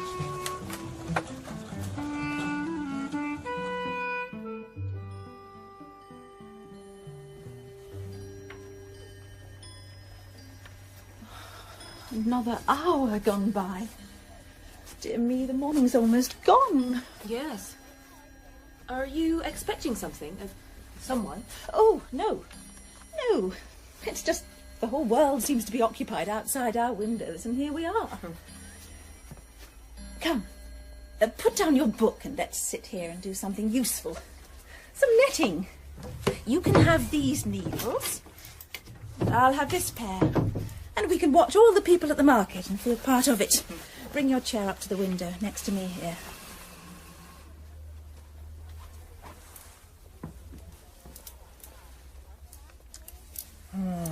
There's those apple trees for sale again. Always in the same spot. What trees? Where? Down there, see, by the railings. I wonder if they bring the same trees back every week. Good morning to you, Mr. Yopper. Oh, those trees. What? Why, you've gone quite red, Elizabeth Jane. Oh, no. Have I? Are you particularly interested in anybody out there? Oh, no. Quite sure? Oh, yes. Can you see your father down there? No. I saw him pass. He was going towards the yard. Oh, but I imagine your father will call to see you? No, he won't come. Why? He's taken against me. You've quarrelled with him? Yes. Then where you are is, of all places, the one he will avoid. Oh, my dear Miss Templeman. What's the matter? I like your company much. Yes, yes, and so do I yours. But I fear I may not need you as a companion to live with me here for very much longer. Oh, think. I must think. Miss Henchard, will you go on an errand for me? Yes, of course. Will you go and order 8 lengths of the scarlet taffeta I pointed out to you last Tuesday? Oh, and 4 lengths of lace. And be sure it's off-white, not pure. Right. Oh, and buttons. I shall need buttons. And have you ever seen the museum? No, I haven't. Oh, then you should do so at once. It's an old house in a back street. I forget where, but you'll find out. Oh, and there are crowds of interesting things. Skeletons, teeth, old pots and pans, all charmingly instructive. Oh, it's 10 o'clock now, so off you go. And at precisely 10:15, I received a hasty note. Dear Michael, You will be standing in view of my house today for 2 or 3 hours in the course of your business. So do please call and see me. I have sent your daughter away for the morning, and so I shall be quite alone. Your Lucetta. It happened I was busy with appointments for most of that morning, but I planned to pay her a call as soon as I was able. Until then, I imagined her, sitting or lying on her couch, waiting for me. And Mrs. J, if a gentleman calls, he is to be admitted at once. Very good, miss. Waiting, lying in that graceful way she had with one arm above her head. Waiting for me.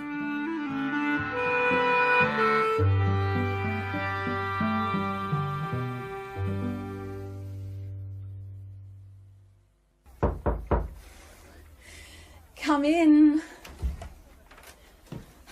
So you've come at last, you villain. Oh! But I'm very sorry. Oh!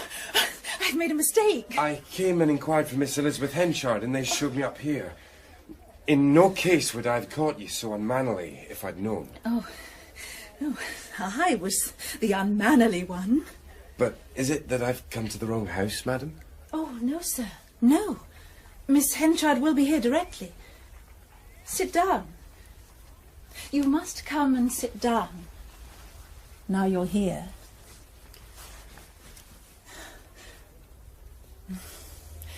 The fair seems a large one.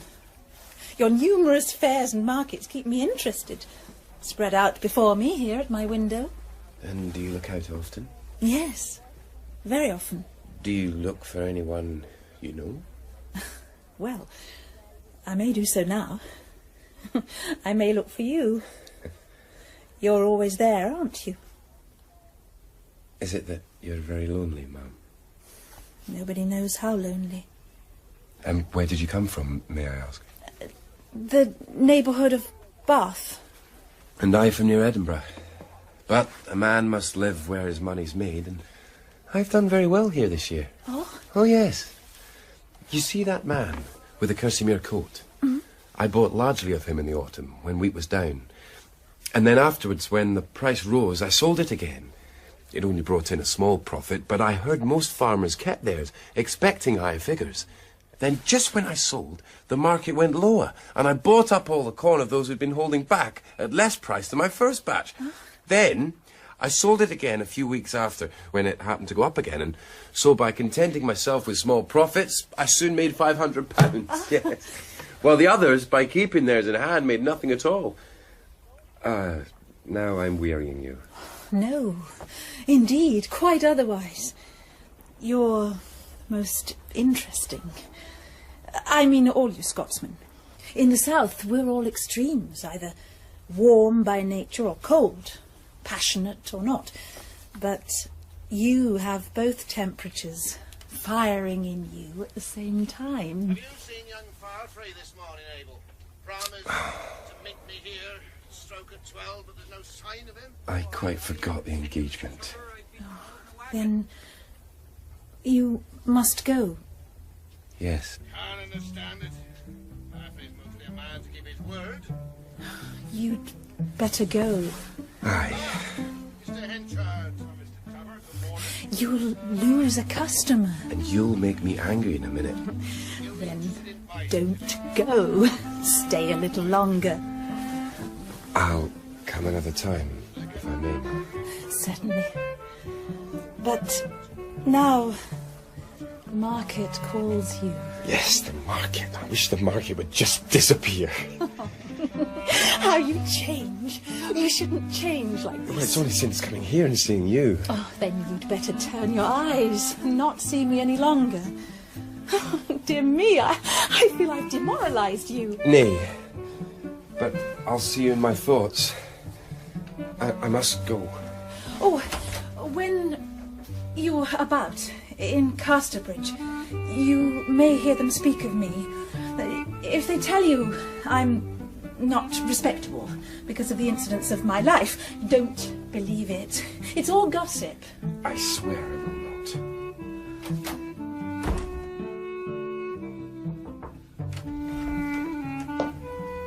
The mayor. Hmm? The mayor, miss. Oh. Then show him in.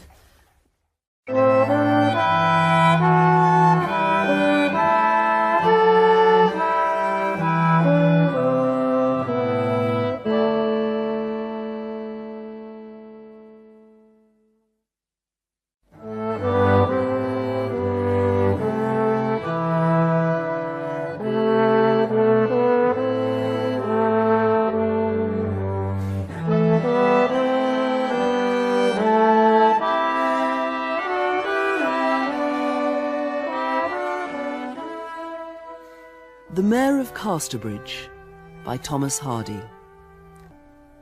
With David Calder as Michael Henchard, Jason Fleming as Donald Farfrae, Janet Dale as Susan, and Andrea Ray as Elizabeth Jane.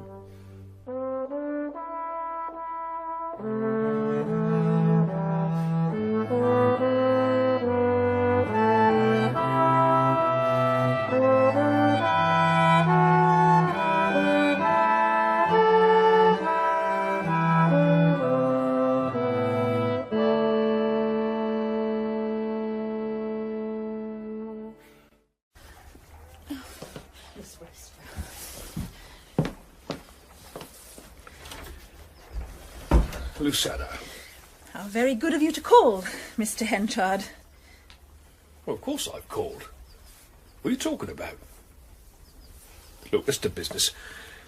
I called to say I'm ready to give you my name, and you can fix the day or month whenever you think it would be seemly. Now, you know more of these things than I do. Oh, it's full early yet. Oh.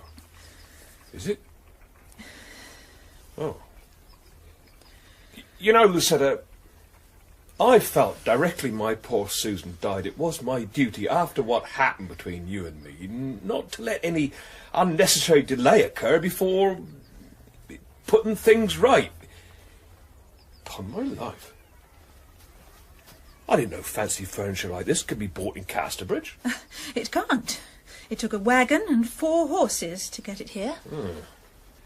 Well, the fact is, your setting up like this makes my bearing towards you rather awkward. Why? Well, I'm a plain living man and... Oh, never mind. There's nobody I would have wished to see enter into this wealth before you, Lucetta, and nobody, I'm sure, who would become it more. I am greatly obliged to you. Obliged? Well, you may be obliged or not. The things I say may not have the polish of what you've lately learned to expect for the first time in your life, my Lady Lucetta, but they're real. That's rather a rude way of speaking to me. Well, not at all. But, Heather, I don't wish to quarrel with thee. I came with an honest proposal for silencing your Jersey enemies, and you ought to be thankful. How can you speak like that? You know my only crime was indulging in a foolish girl's passion, with no thought for correctness. But it's not by what is in this life, but by what appears that you're judged. Well, what do you say to my proposal? For the present, let things be. Treat me as an acquaintance, and I'll treat you as one. Time will... What's all this? A yellow flood of light suddenly filled the room, as the sun glanced off a wagon load of new-cut hay that was passing the window. Farfrae himself was driving, and appeared for a moment like an apparition, radiant with golden light. If at that moment I'd glanced at Lucetta, perhaps I would have discovered the secret of her reluctance. I don't pretend to understand, but then I've always found women a mystery.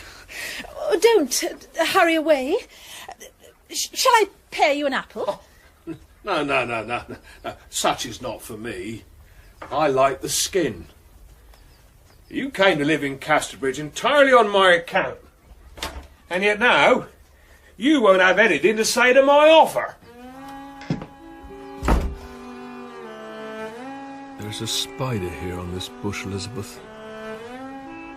I wish thou could see it with me. The raindrops are sparkling on its web. I shall call it Lucetta.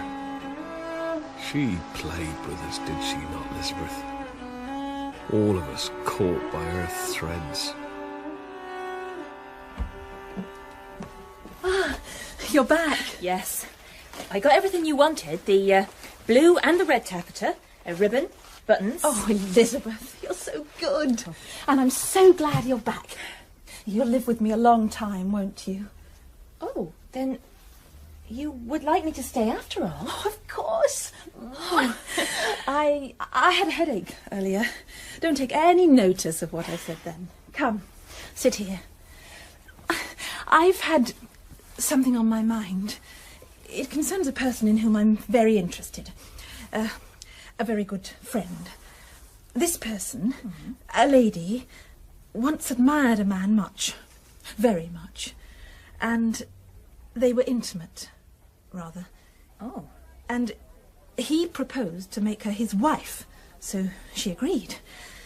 But there was an unexpected difficulty which prevented this, which I needn't explain now, but you see, she'd been so far compromised with him that she felt she could never belong to another man, as a pure matter of conscience. After that, they were much apart. In fact, heard nothing of each other for a long time, and she felt her life quite closed up for her. Oh, poor girl. Yes. She suffered much on account of him, though I should add that he couldn't altogether be blamed for what had happened. But at last the obstacle which separated them was removed, and he offered to marry her. Oh, how delightful! Yeah, but in the interval, she, my poor friend, had seen a man she liked better than him. Well, now comes the point. Could she, in honour, dismiss the first? A new man she liked better? That's bad. Oh, yes, it is bad. Though you must take into account the first man was not so well educated or refined as the second, and he was altogether less desirable as a husband than she first thought. I don't know. It wants a pope to settle that. Aye, such devious threads. And as I tried myself to unravel the antics of Lucetta's spider, I began to approach the truth. I could sense the existence of some rival. When I passed her house, her very windows gleamed as if they didn't want me. Her curtains seemed to hang slyly as though screening some presence. Who was it? Surely couldn't be. The summer afternoon, away before the sun went down. The lass of Gowrie from the top of a haycart. What a phenomenon! Good day, my lady. Is that you, Jock? It is, Mr. Henchard, sir. The Scotsman. He's taken the town trade too bold, and he must be cut out. Do you hear? And as my manager now, I want you to take things in hand. I sometimes think he must have a glass that he sees the next year in. He's got such a knack of knowing what'll make a fortune. Ah, he's deep, but we'll make him shallower. We'll undersell him and overbuy him, and so snuff him out. There was only one element of risk in our plotting, and that was the weather at harvest time. A bad harvest, or the prospect of one, would double the price of existing corn in a few days. The promise of a good yield would lower the price just as quickly. The weather now, it's indifferent for June, wouldn't you say? What's your forecast come the harvest? I reckon it'll be bad. Yeah, that's my opinion. If only we could know for certain. Perhaps a visit to Wido out in the woods would help settle it. Who? Old Wido. Oh, it's Mr. Fall to his face, of course. Conjure a fall? He can do weather casting. He can do most anything, should think. Cured my old dad once.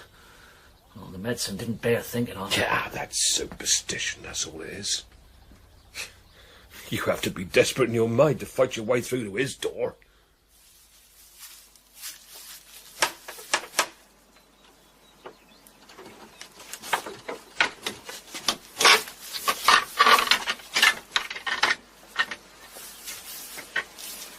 Can I speak to he?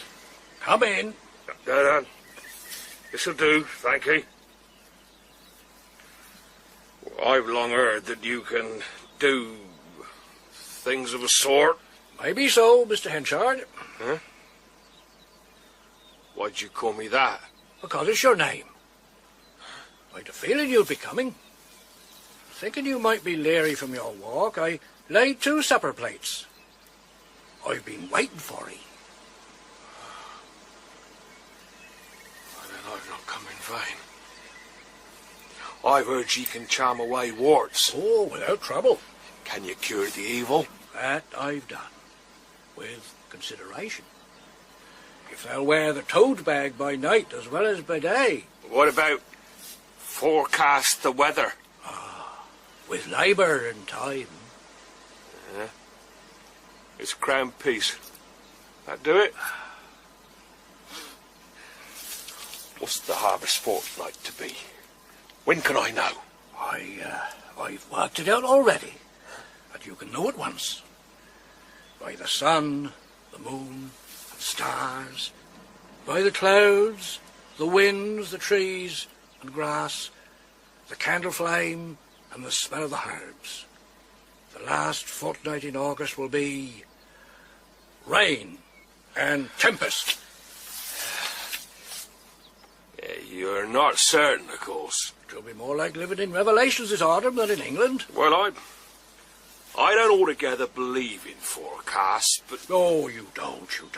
It is quite understood. You've given me a crown because you've won too many. But won't you join me at supper? Oh, no. No, thank you. I must be my way back. Jock! The time's come, Jock. Aye, sir? We're by. By till our granaries are full of bursting. Now's the time, Jock. Now's the time. Right you are, Mr. Henchard, sir. Whatever you say. The price of last year's corn was middling, owing to the expectation that this year's harvest would be a fairly good crop.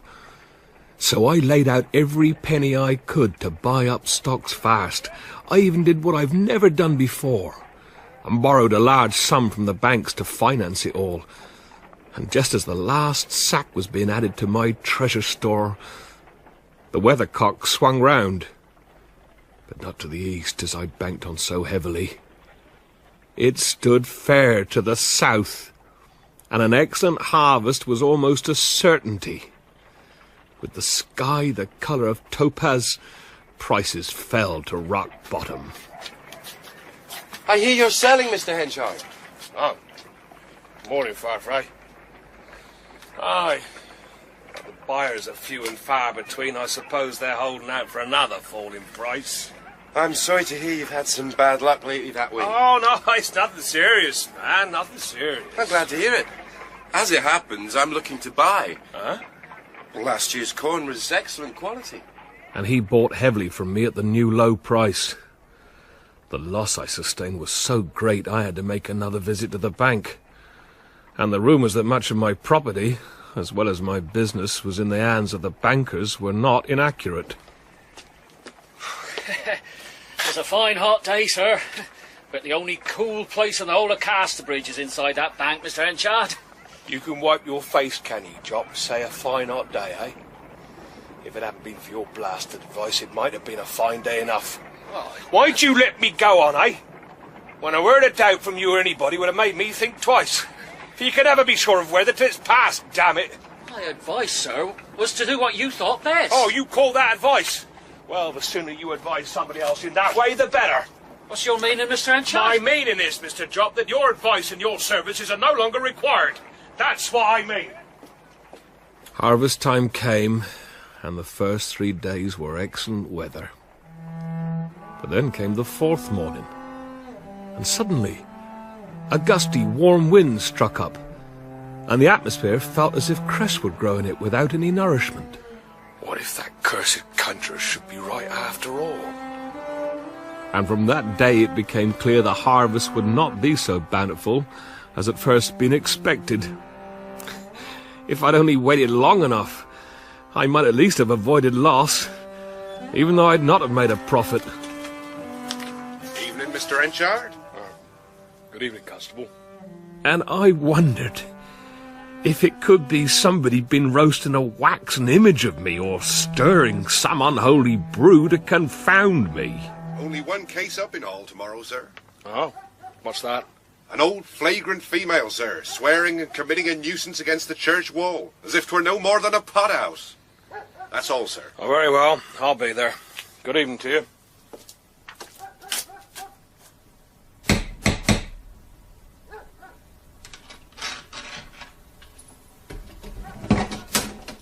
Is Miss Templeman at home?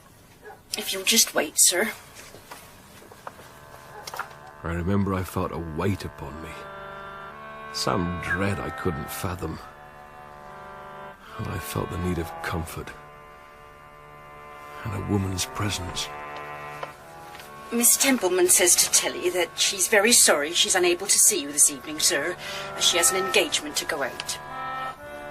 What made me cross the street then and stand in the shadows, watching her door?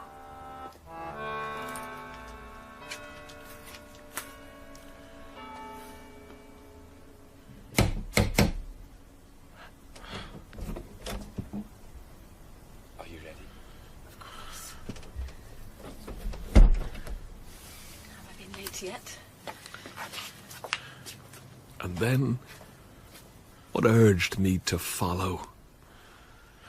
Along the back lane to the wheat fields, where the shocks rose from the golden stubble in the moonlight.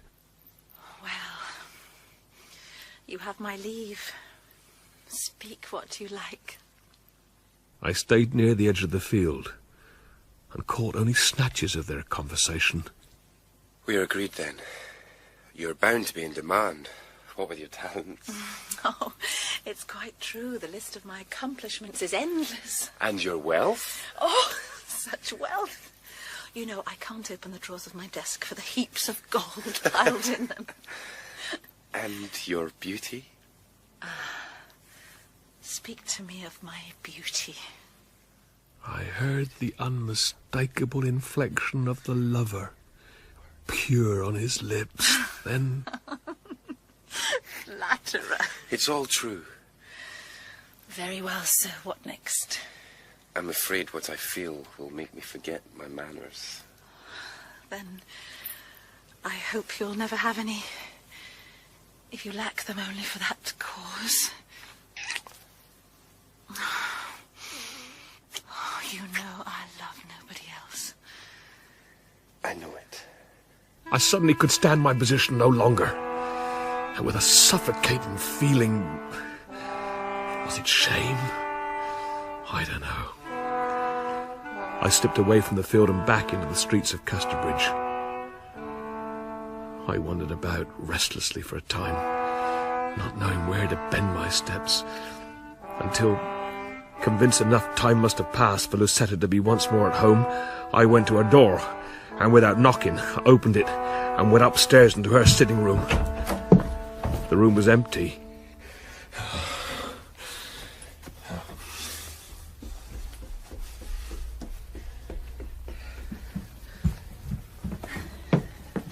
Now, my lady.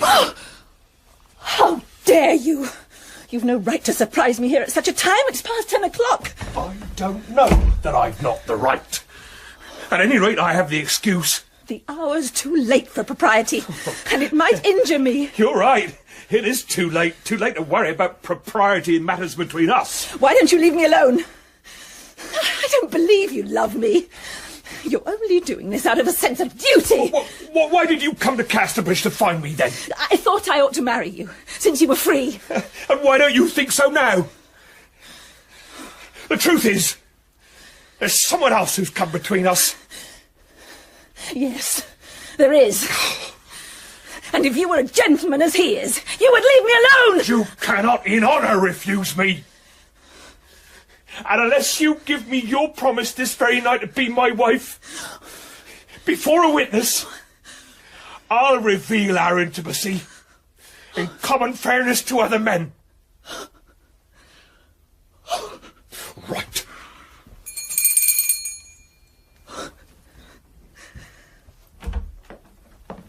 Yes? Will you ask Elizabeth Jane to come to the sitting room? Yes, sir.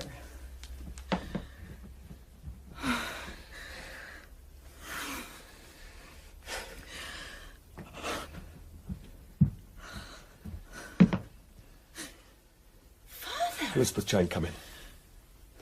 I want you to hear this. Lucetta, will you or will you not marry me? If you wish it, I must agree. You say yes? I do. Oh.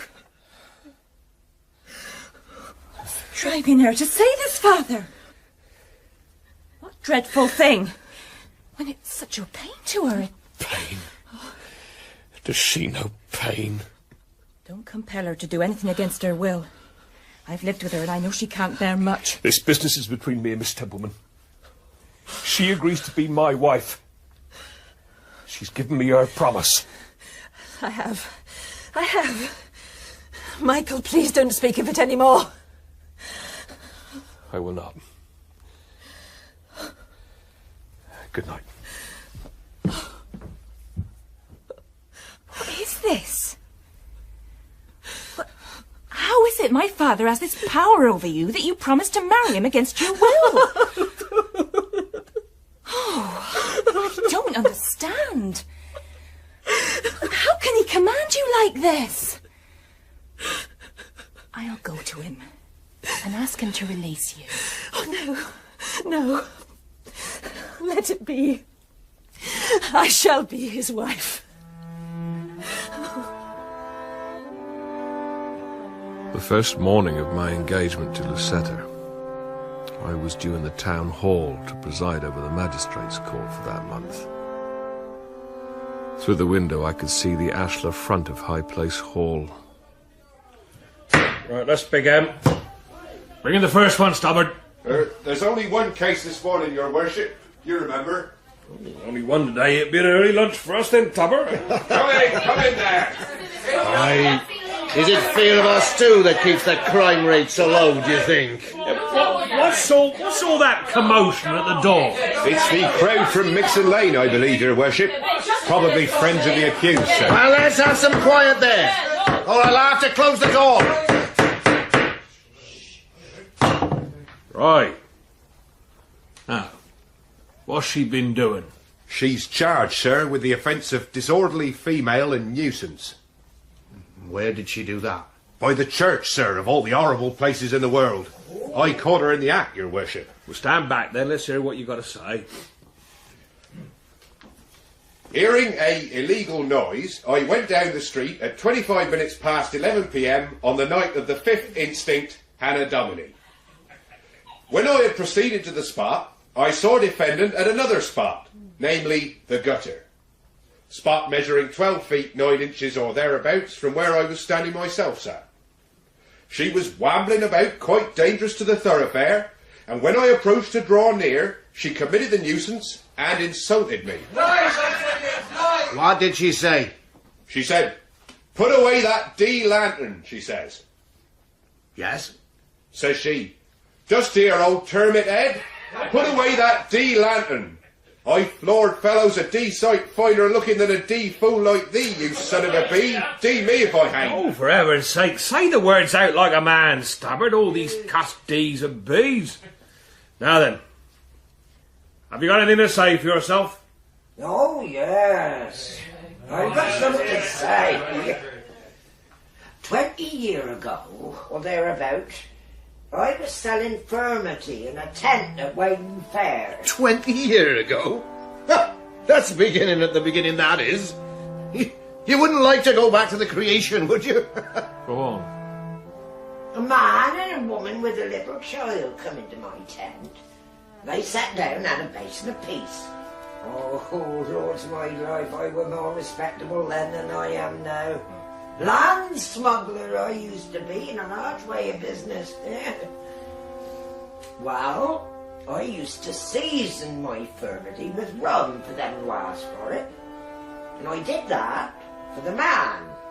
And then he had more and more till at last he quarrelled with his wife and offered to sell her to the highest bidder. Well, a sailor, he come in and bid 5 guineas, he paid the money and led her away. And the man who sold his wife in that fashion is the man sitting there in that girt big chair. We don't want to hear your life story. If you have anything to say bearing on the case. That bears on the case. Proves he's no better than I. He has no right to sit there in judgment upon me. It's a concocted story. Hold your tongue. No. 'Tis true. As true as the light. And upon my soul it does prove I'm no better than she. I'll leave her to you, Tubber. So I can't be accused of treating her hard. For revenge.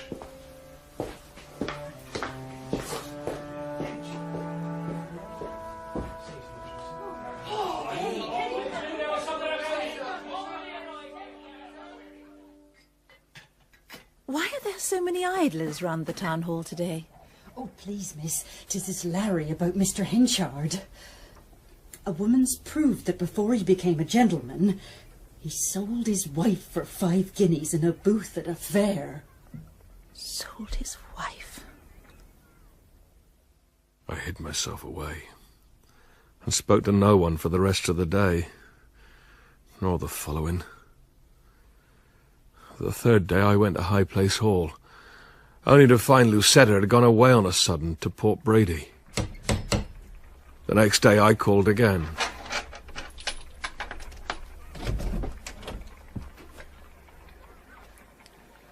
Is she come now?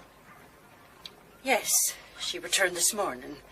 But she's not indoors. She's gone for a walk along the turnpike road. She'll be home by dusk.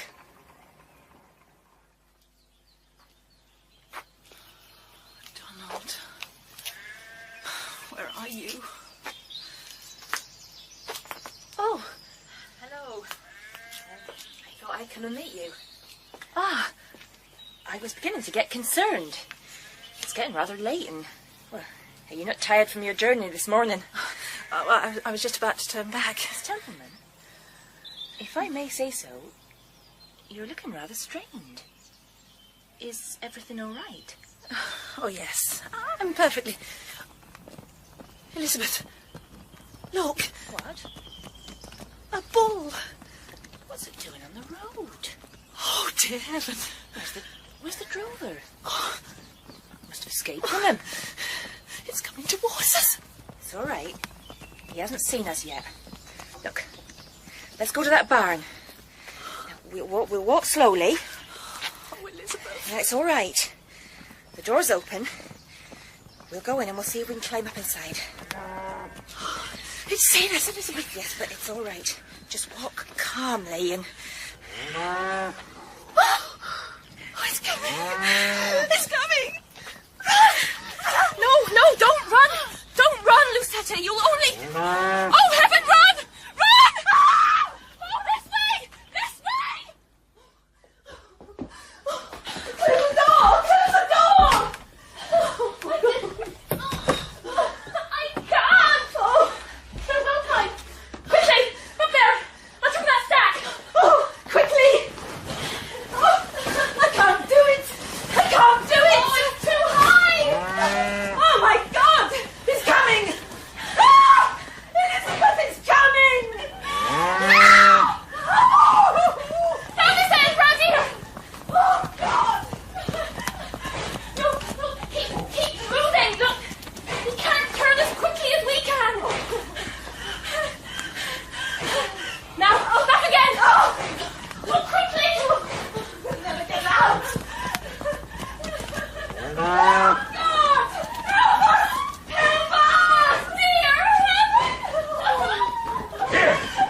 you brute!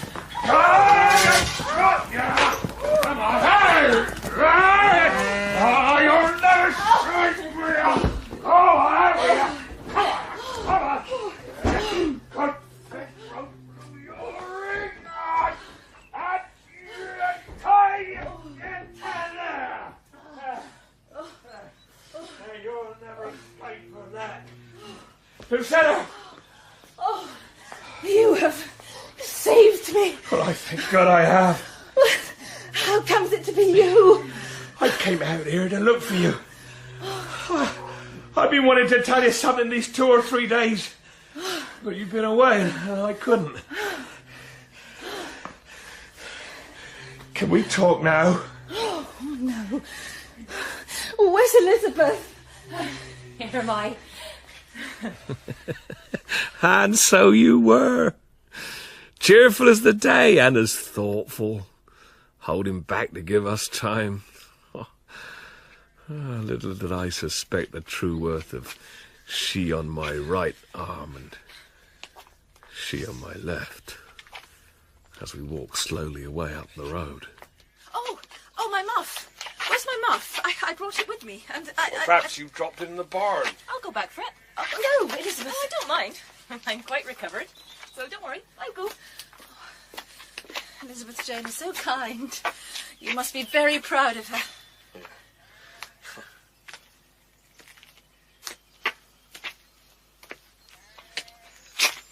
Lucetta, I've been very anxious to see you these last few days. I've been thinking of the way I got your promise that night, and you said to me if I were a gentleman, I should not insist, and that cut me deep. So I've decided I'll agree to an indefinite engagement, and we'll put off all thought of marriage for a year or two. I feel I owe you something. You saved my life, and your care of me is like coals of fire on my head, but surely I can do something else in return, something practical. Well, there's one thing you might do, Lucetta. What is it? You may have heard I've been unlucky this year. Well, it's put me in a difficulty. Oh, and you'd like me to lend you some money? Now, what you can do is this, and I tell you, it would save me. You see, my biggest creditor is Mr. Grower, and I've a debt outstanding in his hands which must be paid this week. But if I only had a fortnight's grace, I could pay it. Now, would you let him know that you're my intended? But... No, wait. And that we're to be quietly married in the next fortnight. Michael... No, listen to hear me out. If you told him that, I know he'd willingly wait then, knowing you to be a moneyed person, and then at a fortnight's end, I should be able to face it. I can't do that, Michael. You misunderstand me. We'll ask him to keep it a secret. And then after the fortnight's up, I can coolly tell him it's all postponed between us for a year or two. There. And not a soul in the town need know how you've helped me. If it were anything else... Well, it's such a small thing, good heavens. It's only the start of what you've promised. But it's not because I won't. It's because I can't. Now, don't provoke me, Lucetta. I'm being fair with you. But I can't. Well, why? Why on earth not? Because... Oh, if I must tell you... Don't get angry. Well, just tell me. Because... I'm already married. Married? Yes. To Mr. Farfrae. Oh, Michael, I'm already his wife. We were married this week at Port Breedy. You married him? My God. What married him was bound to marry me. Don't be cruel. I loved him so much. And then, after I'd promised to marry you, I heard you'd sold your first wife at a fair, like a horse or cow. Well, how could I keep my promise after hearing that? And I knew you'd carry out your threat of telling him about us as long as there was a chance of keeping me for yourself. Oh, but you won't now, will you, Michael? For it's too late to separate us. I suppose this racket's all on account of it. Yes, I think he's told them. Or may I leave you now? He was detained at Port Bredy today and sent me on ahead. Then it's his wife's life I saved this afternoon. Yes, and he'll be forever grateful to you. Oh, I am much obliged to him. Michael, I have a favour to ask you. Will you return any letters of mine you still have? You can see how right it is. The Times at Jersey should be blotted out now. Oh, you Jezebel! You promised me! Yes, and you forced me to. And it was before I knew all about your past! But just one word to this brand new husband of yours, how you courted me and your precious happiness is blown to atoms. Michael, pity me and be generous. You don't deserve pity. I'll help you to pay off your debt. Pensioner of Farfrey's wife. Dear God, go on, go home. Don't stay here any longer. I should say something worse. Go on. You go. Just go.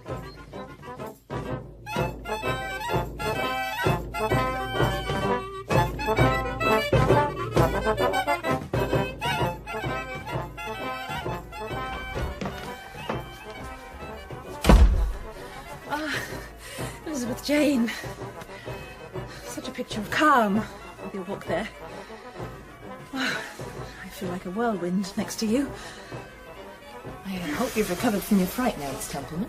What? I've retrieved your muff. Here it is. Oh, yes, the bull. Yes, quite recovered, thank you.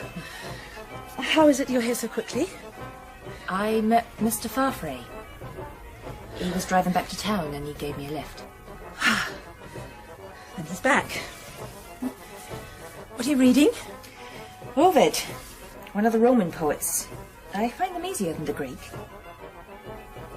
What are the bells ringing for, I wonder? And the band's playing. Somebody must be married. Or else they're practicing for Christmas. What a lonely creature you are. Never knowing what's going on or what people are talking about. Well, now I have something to tell you. Oh? I must go back rather a long way. You remember that story I told you some time ago about the first lover and the second one? Oh, yes. I remember. The story of your friend. Now, she wanted to marry the second, but she felt she ought to marry the first. So, she neglected the better course to follow the evil. Like the poet Ovid Oh, says. no, she didn't follow evil, exactly. But you said that she, or should I say you, were in honour bound to marry the first. You'll never breathe this, will you, Elizabeth? No, if you say not. Then I'll tell you. It's all much more complicated. I and the first man, we were thrown together in a strange way and felt we ought to marry, as the world had talked of us. But although he supposed himself a widower, his wife returned, and so we had to part. She's dead now, and the husband comes to me again, saying, now we'll complete our purpose. But, Elizabeth, all this amounts to a new courtship by him. I feel I was absolved from all vows by the return of the other woman. Have you not lately renewed your promise? That was wrung from me by a threat. Yes, it was. But I think when anyone gets coupled up with a man so unfortunately as you've done, she ought to become his wife if she can. But he turned out to be a man I'd be really afraid to marry.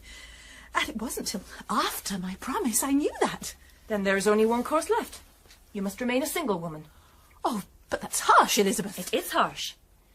But from my own experience, knowing the muddles that came about between my mother and father because the right way wasn't taken, I believe one ought always to act in strict accordance with one's own conscience and do what you know to be right. Yeah, but think again. Consider I'm how certain.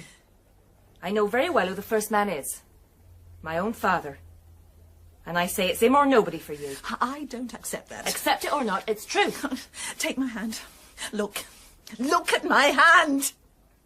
Why? You have married him. Oh, why didn't you tell me?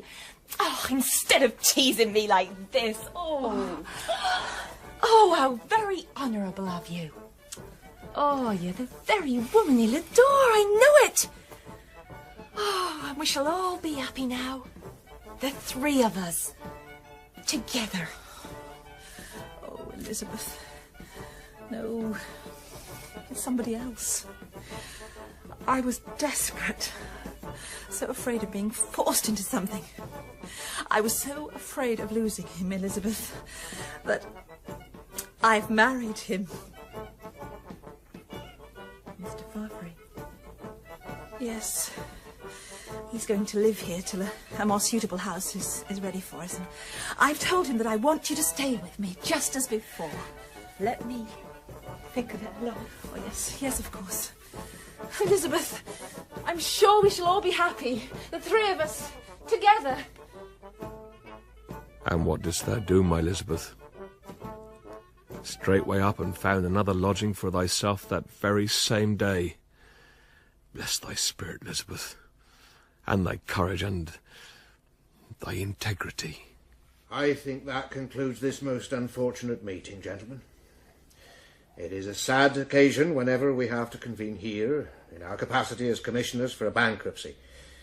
But I speak for all here present, I'm sure, when I say thank you to Mr. Henchard for all his cooperation, and our sorrow that matters should have come to this head. As I looked out of the window then, when it was all over, I caught sight of thee, Elizabeth Jane. Thy spirit shone so strong from thy face, thy honesty, 'twas like a light to my own heart. Gentlemen, just one moment before you go. Over and above the assets that appear on the balance sheet, there be these. It all belongs to ye, as much as everything else I've got. And I don't wish to keep it from you. Not I. I took my gold watch from my pocket and laid it on the table, and with it all the coins I carried in my canvas purse. There. Now you have all I've got in the world, and I wish for your sakes 'twas more. No, Henchard. We don't want that. 'Tis honourable in ye, but keep it. What do you say, neighbours? Do you agree? Aye, sure. We don't wish it at all. Let him keep it, of course. Well, though the case is a desperate one, I'm bound to admit I've never met a debtor yet who behaved more fairly. I was more affected by this than I cared to let them know, and I turned to the window again. When they'd left, I went out and found lodgings just like you, Elizabeth, though mine were in a part of the town thou never ventured. Down Mixon Lane, Jop's cottage, aye, by the Priory Mill. There were several who offered me shelter, but Jop was the one man in Casterbridge whose opinion I despised to the point of indifference. So, Jop's cottage it was. I heard ye called to see me several times, Elizabeth, but I wouldn't see ye. Nay, not you, nor anyone. I wanted to be invisible, and my name to be forgotten. Morning, Miss Henchard. Morning, Mabel. Oh, don't you come too near the ladder, miss. This paint's rather drippy, and I wouldn't want it to spoil your dress. What you gonna do, Abel? I'm just painting the new maester's name, miss. Well, he had to wait for the first coat to dry, see? 'Tis almost blanked out. Oh, no, you can still see Henchard looming through the fog. Ah, but wait till I get this strong red stuff up. Now, a nice big capital fur. Then I take it Mr. Farfrae is master here? Yes. Mr. Farfrae have bought the concern and all the wee work folk with it. Aye, 'tis better now than 'twas.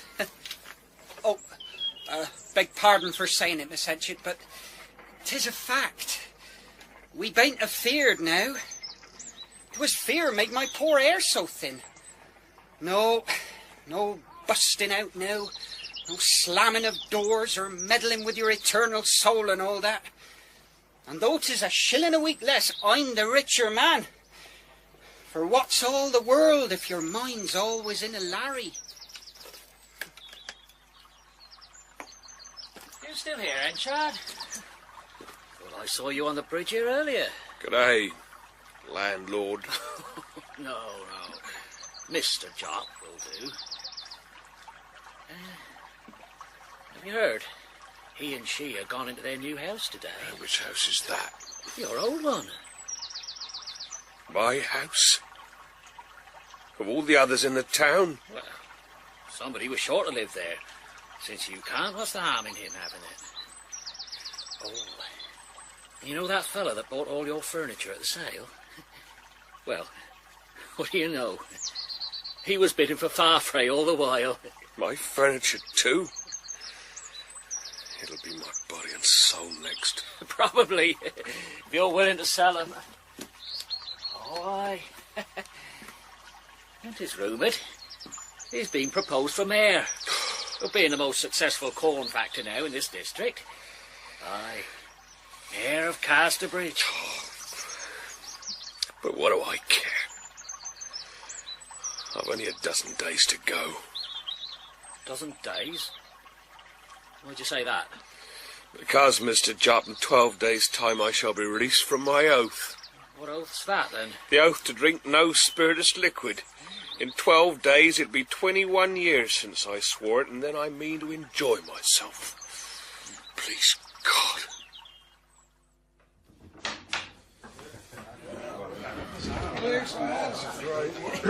Our usual halves, landlord, if you please. Let's have no short-ended, George. No, Christopher, I'm not having that. Not on a Sunday. You'll uphold the dignity of the choir and play holy music or nothing. Now. Well, I never. How be ye, Mr. Henchard? Quite a stranger here. Yeah, that's true. I've been down in spirit for weeks, but I'm better now. I'm not quite serene. And I'd like you fellas of the choir. Would you do me a favour, souls? Oh, if we can, Mr. Henchard. Won't we, neighbours? Well then, will you strike up a tune for me? What with that and this brew of Stannages, I'd be in hopes of getting altogether out of my minor key. With all my heart. We've let back our strings, 'tis true, but we can soon pull them up again. Sound A, neighbours, and give the man a stay. I don't care a curse what the words be, hymns, ballads, ranting old rubbish. Well, as 'tis Sunday, neighbours, suppose we raise the 4th psalm to Wakely's tune as improved by me. Yeah, well, hang Wakely's tune as improved by thee. Here, chuck across one of your psalters. Old Wiltshire's the only tune worth singing. I'll find some words to fit 'em. Now, where are we? Now, there. Psalm the 109th, to the tune of Wiltshire, verses 10 to 13. I'll give you the words. His seed shall orphans be, his wife a widow plunged in grief, his vagrant children beg their bread where none can give relief. His ill-got riches... I know the psalm, but I would as lief not sing it. 'Twasn't made for singing. You remember we chose it once when that blasted gypsy stole the parson's mare? Thinking to please him. The parson was quite upset. Whatever servant David were thinking when he made a psalm nobody can sing without disgrace, I can't fathom. Now then, the 4th psalm to Wakely's tune as improved by me. Seize your sauce, I tell you to sing the 109th to Wiltshire, and sing it you shall. Not a single one of all the droning crew of ye goes out of this room till that psalm is sung. Now then, you go ahead. If you don't wish your pates broke open. Don't he take on so? As 'tis the Sabbath day, and 'tis servant David's words and not ours. Perhaps we don't mind for once, eh? In common time, gentlemen. In the key of A. 3, 4. His seed shall orphans be, his wife a widow plunged in grief. and children beg their bread, where none can give, where none can give relief. His ill-got riches, his ill-got riches shall be begged. Henchard hates him, they said, and 'twas true. Michael Henchard have busted out drinking after taking nothing for 21 years, they said. That was true too.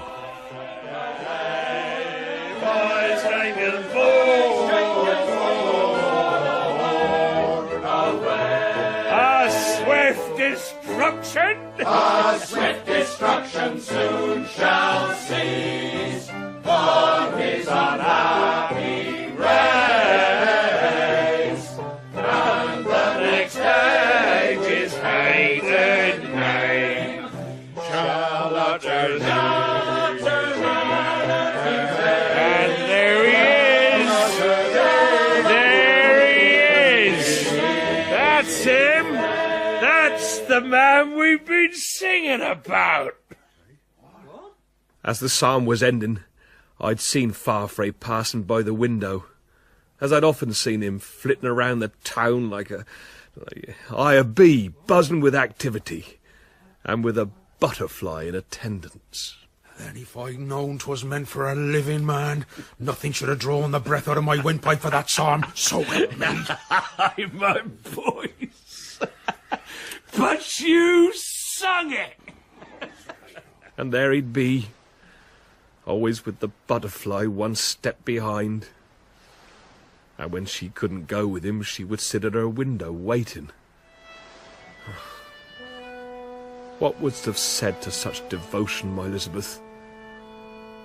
Was he a lucky man?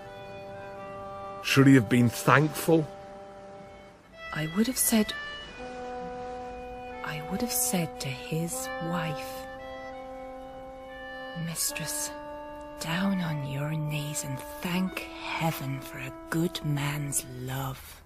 Ah, what pain dwelt in thy silent heart, Elizabeth. Or was thou so familiar with the wreck of each day's wishes? As the diurnal setting of the sun, Father. So, there were we, while they sat in my house, on my chairs.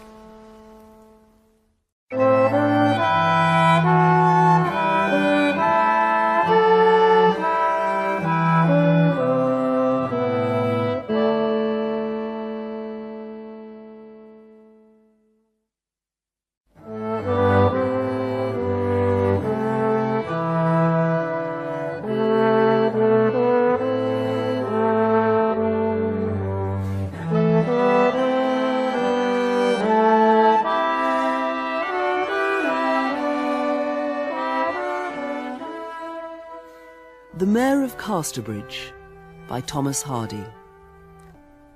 With David Calder as Michael Henchard, Jason Fleming as Donald Farfrae, Janet Dale as Susan, and Andrea Ray as Elizabeth Jane.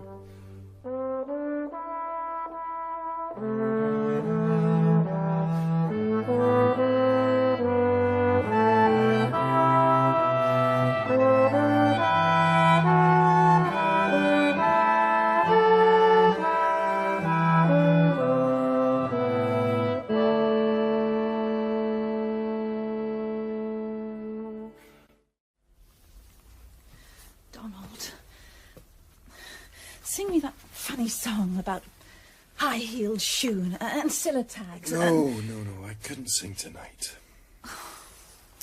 What is it? Tell me. It's Henchard. I could understand a wee bit of envy, but they tell me he hates me. What? Aye.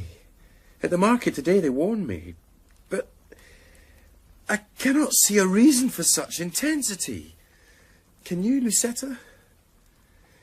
It's more like old-fashioned rivalry in love than just run-of-the-mill competition in business. Oh, Donald, why don't we go away from here? We've plenty of money. Why should we stay? Don't be upset. It's a tempting idea, I agree. Come in. Excuse me, ma'am, sir, but Alderman Tubber is called to see you. Oh, then show him in.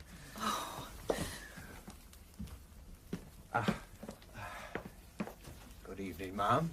Mr. Farfrae. Evening. I hope I call at a convenient time. Yes, of course. Come, sit down. Thank you. Thank you. Right. To come straight to the point, you are aware there is a vacancy at the moment at the highest level in our council. And I've called to ask you quite privately if I should nominate you for mayor, and should there be no particular opposition, will he accept the post? I feel I'm rather young to fill such a place. Not at all. Well, I don't speak for myself only. Several have named you. You won't refuse. We thought of going away. It was only a fancy. I wouldn't refuse if it's the wish of a respectable majority in the council. Very well, then. Look upon yourself as elected. We have had older men long enough. Look, I won't impose upon your time any longer, and I shall take the good news back. Good evening to you, sir. Ma'am. Good evening. My house, my furniture, my what you may call wife, and now my position. Oh, 'tis custard. Dear Michael, I have learnt of your bitterness towards my husband, and I fear it may inspire in you some desire for revenge. It must have been a desperate woman who risked herself once more by sending me yet another letter. And so I must ask you once again what I've asked you before, to return any letters or papers of mine that you may have. I don't believe you would use them against my husband, or myself, but the very thought of it crushes me. And if you could only see how the anxiety has told upon me lately, you would have pity. I shall be at the Ring tomorrow, just before the sun goes down. Please meet me there. Lucetta, I am sorry to see you looking so ill. Well, what do you expect? What do you mean? What is my doing? I have no other grief. My happiness would be secure enough, but I am quite in your hands, Michael. Give me back the letters and papers you have, Michael. They have the power to wreck me, Michael, myself and my marriage. And I felt suddenly ashamed that I had the power to break so frail a creature. Every scrap shall be yours. Don't doubt me. Oh, Michael! I can keep my word. Straightway on reaching home, I searched through and found every scrap of her writing. I bound it all up into one parcel, but having more of a mind to propriety than she herself, I was reluctant to show myself at her door. Job. Yes? I wish you'd do me a service, Job. Now, tonight, I mean, if you can. Leave this at Mrs. Farfrae's for her, would you? I'd take it myself, of course, but I don't wish to be seen there. Oh. Leave it on the table, then. Evening, Job. Evening, What's that parcel you're keeping so snugly under your arm there, Joe? Well, that'll be telling. Well, come and take a drink, both. There's a stranger here tonight. Evening. Says he can play the hornpipe for us. Job says he's brought some good entertainment too. Oh, what might that be, Job? Anything to do with that big parcel? Where is it exactly? Oh, it is a bundle of summit from a former high-standing official of this town to a lady. Oh. Who is married to another man. Have you been peeking then, Job, you naughty boy? Nay, what, I? No, I just been carrying it. I can tell 'ee, 'tis weighty. Yeah, full of something. Passion, maybe, I've been thinking. Well, who's it to, then? I'd be telling, but let's just say 'tis one that could do with a toppling. Aye, bring it down a little closer to her true level. For I bet you 100 sovereigns. Aye, I bet it's her love letters I got here. Love letters? Let's hear 'em. It'll be as good as a play, eh? But the packet's sealed. Oh, give it here. Oh, dear, look, I've broken it, dearie me. Let's hear her. Here, this one's sold. Read it out. My dear Mr. Henchard. Oh! Here, let me see that. By Gad, I was right. Go on, read it, John. It is for your good and mine, as I hope, that I have come to live at Casterbridge. For how long I cannot tell. That depends upon another. And he is a man, and a mayor, and one who has the first right to my affections. Oh, I do like a nice read. Here, this one. Try this one next. Michael. I have prejudiced my good name so far in the eyes of the people here that nothing short of marriage with you will restore my dignity. The signature? What's the signature? Well, begins with an L. Then a U. It's...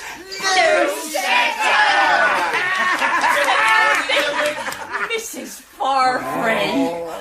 'Tis a good foundation for a skimmity ride, say I. True.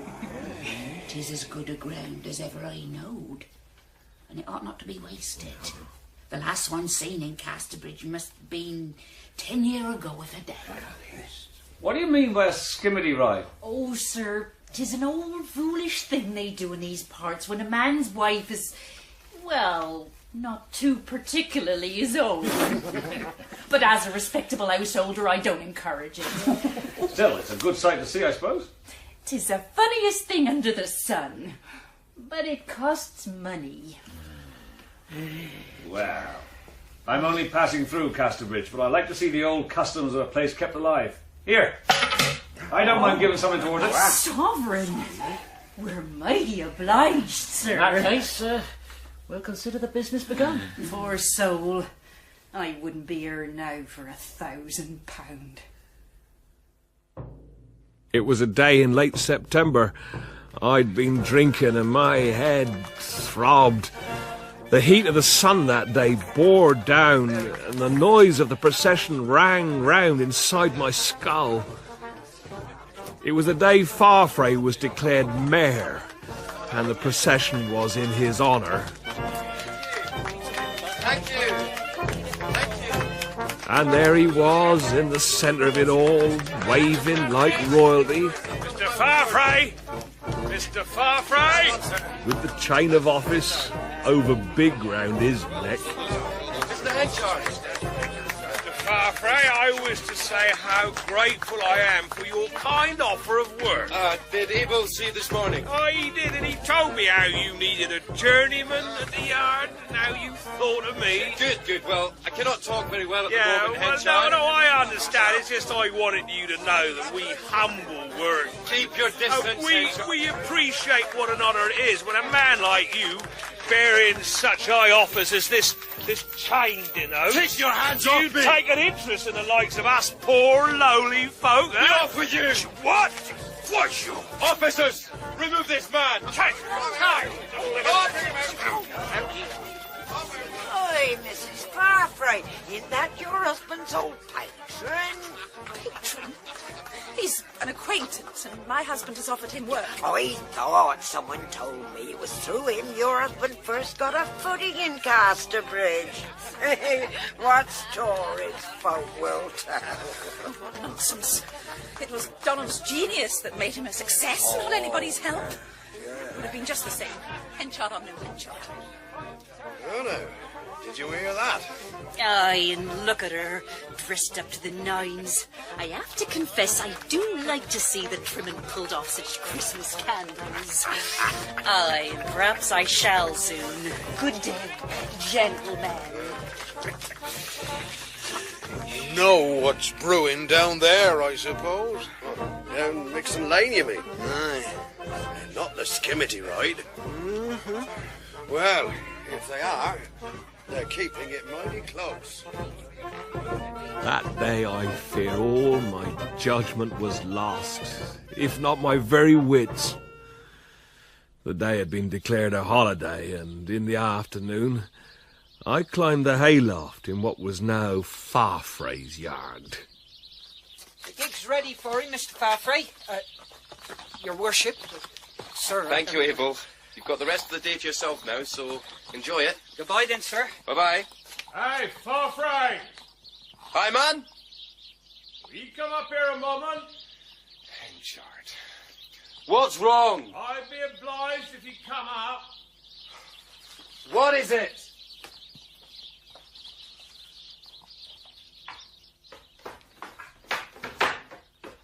What are you doing up here? Henchard? Now, we stand face to face, man and man. What's this all about? You should have thought twice before you affronted a man who got nothing to lose. I affronted you. I stood your rivalry which ruined me, but your hustling that disgraced me, I won't stand. You were out of order, Henchard, and it was my duty as the chief magistrate to stop you. You young upstart. Look, I'm not here to argue. Wait till you cool down and you'll see things the same way that I do. You may be the one to cool first. Now, this is the case. Here we are in this 4-square loft to finish out that little wrestle you began this morning. Now, there's the door, wide open, 40 foot above ground. One of us two puts the other out by that door. The master stays up here. Now listen, Henchard. Now you listen. As the strongest man, I've tied one arm behind me to take no advantage of you. Henchard. Do you understand? Look, I have no wish to upset. Henchard. Now here's Eddie. I took hold of his collar with my only free hand, and he took hold of mine, and with his right tried to free my arm from its grip. He couldn't do it, and we stood rocking and writhing like trees in a gale. I got him to his knees, but hampered I couldn't keep him there. I whirled him round, and I had him. His head hanging over the edge of the drop. This is the end, not far from of what you began this morning. Your life's in my hands. Then take it. Take it. You've wished long enough. To think I'd loved him once. His company had been a dear thing to me. God is my witness. I came here to kill thee, but... Oh.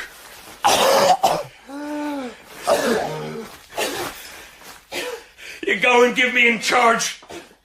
You do what you will. I care nothing of what comes of me. Mr. Farfrey!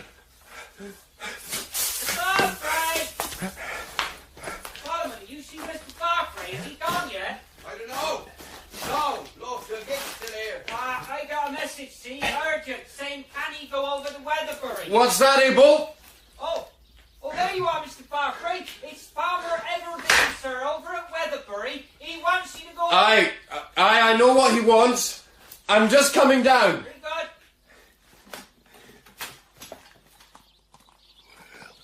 That's a bit of luck. What do you mean, Solomon? That will keep him out of the way. I've heard rumour it's to be tonight. What, you mean the skimmity? Aye. Oh, gig's ready for you, sir. Thank you, Solomon. Then it's for Weatherbury I'm bound. Sir. And I'll call in on Melstock on the way back. I've been meaning to for some time. Yes, sir. Can you see him yet, Phoebe? No, not yet. Sounds like they're still down Mixon Lane way. Do you think they'll come down this street? I should think they will, seeing it's the street where she lives. Is the she that you mean the one I've got in mind, I wonder? Well, I declare. What? They're coming up Khan Street after all. Get out of the way. Oh, I can't see. There are two stuffed figures on a donkey back to back, their elbows tied to one another's. She's facing the head and there's a man figure facing the tail. Who's the man one meant to be? Oh, he's got on a blue coat and kerseymere leggings like a journeyman, and he's got black whiskers and a reddish face. What's the woman one like? A cherry-coloured silk dress and white stockings. In fact, she's dressed just as she was dressed this morning when she walked behind her husband. There. Now do you know who it's meant for?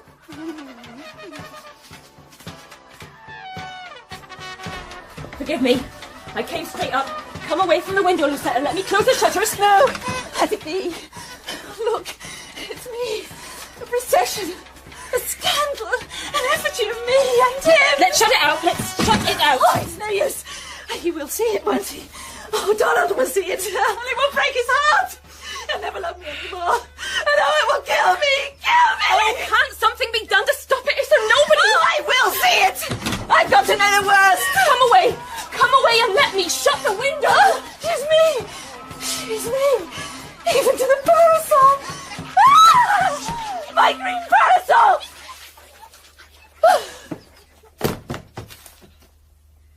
Lucetta! Phoebe!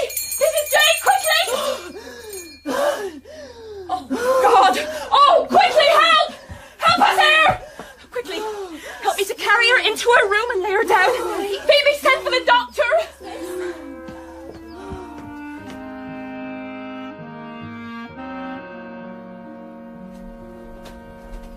I'm afraid it's serious.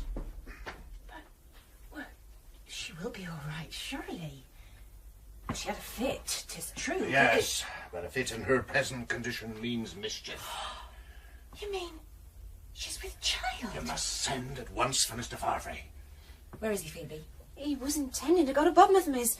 He should be on his way back by now. There must be no delay. He must be sent for. Phoebe, tell Tom to ride along the Budmouth Road and fetch Mr. Farfrae now as quickly as he can. Yes, miss. What brought on the fit? Was there anything in particular that happened? It was something that she saw from the window. A procession, but, I think I heard the row. What a skimmity ride was it? Perhaps them. Father! Elizabeth, is there some trouble? The noise of the skimmity had reached me as I lay above in the hayloft, and I knew what it meant. She's very ill. Her life seems to depend upon her husband's return. There's something she wants to say to him, and she can't stop for it until he comes, so Tom's been sent along the Budmouth Road to bring him back. Budmouth? But he's gone to Weatherbury, not Budmouth Way at all. No, I think you're mistaken, No, he had a message. He had a message. He's gone to Weatherbury. I ran along the eastern road over Durnover Moor and on until I was about 3 miles distant, at the foot of Yelbury Wood. The road where it branched towards Mellstock lay empty. But then... Farfrae! Mr. Farfrae! Yes? You must come back to Casterbridge. There's something wrong at your house. I've run all the way here on purpose to tell you. He looked at me in silence, and I knew he suspected some trickery.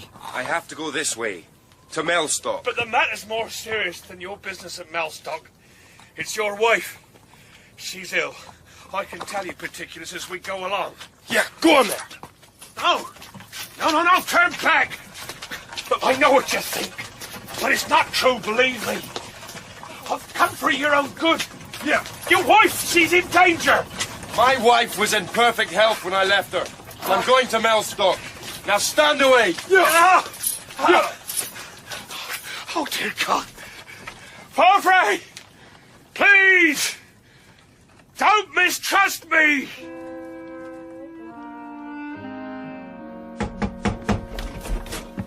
Oh, it's Notty! Oh, it is not. Didn't you find him? Yes, but oh, don't ask me.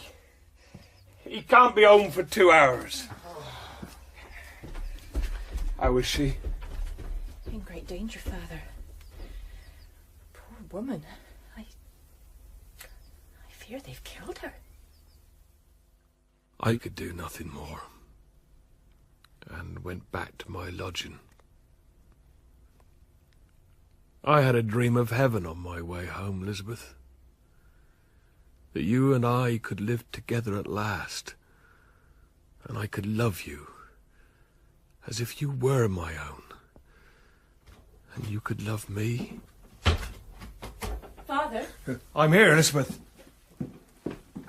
Have you heard? Mrs. Farfrae? She's dead? About an hour ago. I feared 'twould be so. Well, it's very good of Elizabeth to come and tell me. Well, you must be tired out too with sitting up now. Bide here with me this morning. You can go and rest in the other room, and I'll call you when some breakfast is ready. Would you like that? Oh, I would, Father. And she did with a surprising gladness. I moved about as quiet as I could, preparing the meal we would take together. But when all was ready, I found her dozing, so I crept from the room and decided to look to the fire and keep the kettle boiling until she should wake.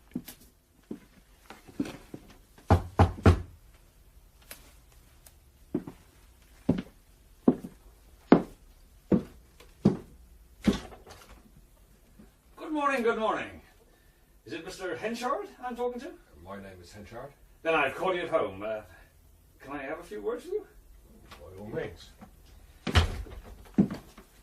You may remember me. Well, perhaps you may not. My name is Newson. I know the name well. Oh, I make no doubt of that. Now, that transaction between us some 20 years ago was a curious business. It was worse than curious. I'm not the man you met then. I was not in my senses, and a man's senses are himself. We were young and thoughtless. Poor Susan. Hers was a strange experience. It was. She was a warm-hearted, homespun woman, and she was simple-minded enough to think that the sale was, in a way, binding. If she'd seen it for what it was, she would never have left me, never. Well, it wasn't in my heart to undeceive her. I thought, and there wasn't much vanity in thinking it, that she'd be happier with me. But a time came, mind, a time always does come, some while after your child had died and she'd had another, when somebody she'd confided in laughed at her and told her my claim to her was a mockery. After that, she was never happy with me. Well, I went off to sea again, and by chance, just off Newfoundland, we hit a bad storm and the ship went down.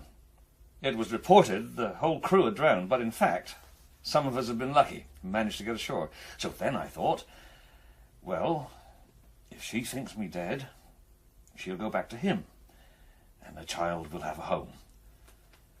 So I never returned to this country till a month ago, and I found that she'd gone to you, as I thought.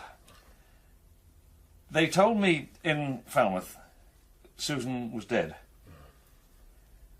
But my Elizabeth Jane, where's she? Dead likewise. Surely you learnt that too? Dead? Oh. Then what's the use of my money to me? Where's she buried? Beside her mother. When did she die? A year ago. A year? Only a year? Then if I'd come sooner? My journey here has been all for nothing then. Well, I may as well go as I came, and I'll trouble you no longer.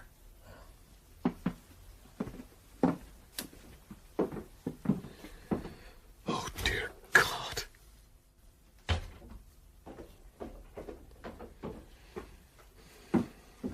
Oh, Father.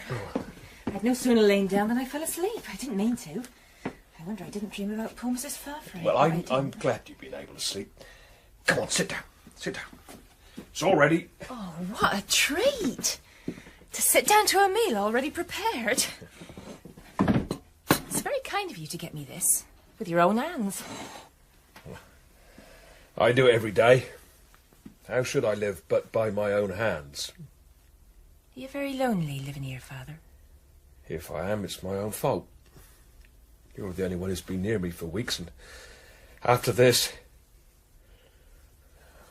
Well, you'll go away and not come back again. Oh, why do you say that? I'll come, if you'd like to see Yeah, me. but perhaps... You may change your mind. At that moment, I felt her heart was as warm towards me as mine was towards her. She would even live here with me if I asked her. But I knew he would come back. For the evening, probably. And then... thought of losing you completely, Elizabeth. I couldn't bear that. Oh, I cannot live for another 30, 40 years with that thought. I took off my coat and folded it neatly. I placed it down on the bank and then stood gazing into the darkness of the water. It was then, slowly before my very eyes, came floating down from the weir a body, lying stiff and stark on the surface. And in horror, I realized it was myself, my double floating dead in Blackwater Hole. Sweet Jesus! Father! Elizabeth! Elizabeth, what are you doing here? Oh, forgive me, Father, but you seemed so sad this morning, and when someone told me they'd seen you walking beside the river, I thought I'd come and meet you. You believe miracles happen, Elizabeth? Come here. Just look over there. I'll show you what I mean. Now go on, just there. You go forward, look into the pool. You tell me what you see. There's something floating round and round there, but it looked like a bundle of old clothes. Do they look like my clothes? Are they mine? Yes, they are. Oh, Father, Who is it that's floating there? Let's go away. No, what is it? It's the effigy from the Skimmerty Ride. Oh! No! Let's go. Look, they must have thrown it into the river higher up to get rid of it, and it's floated down here. Yeah, but where's the other?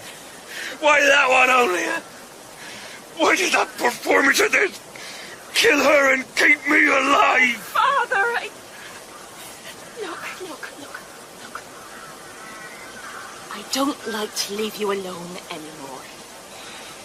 May I come and live with you and tend upon you as I used to? I don't mind you being poor. I'd have agreed to come this morning, but you didn't ask me. Come to me. Oh, Elizabeth, don't mock me. If only you would come. Oh, then I will. Oh, I will. How can you forgive me all my roughness from former days? How can you... I have forgotten it. Don't speak of it anymore. Joy was ours then, Elizabeth.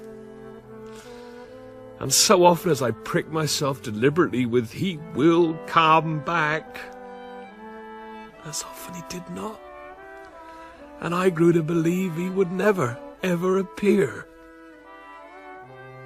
We'd been given a small seed and root business by the town council, headed by Farfrae, to afford me a new opening. And we settled there, in that sunny corner, and lived with nothing occurring to mark our days for the remainder of the year, except the gentle flow of happiness of being together. There. I wasn't long, was I? No, my dear, you were not. Now, just let me take off my hat, and then I'll get down to that work. Yet it is said, the universe loves nothing more than change. It was only in the small things at first I noticed it. Do you like my new shawl then, Father? Oh, yes. Yeah, very nice indeed. Yeah. Rather costly, I suppose, my dear, was it? Well, it was rather above my figure, but, well, it isn't showy. Oh, no, not in the least. You'd begun to take more interest in matters of dress, I noticed, Elizabeth. And always seemed to be carrying new books into the house.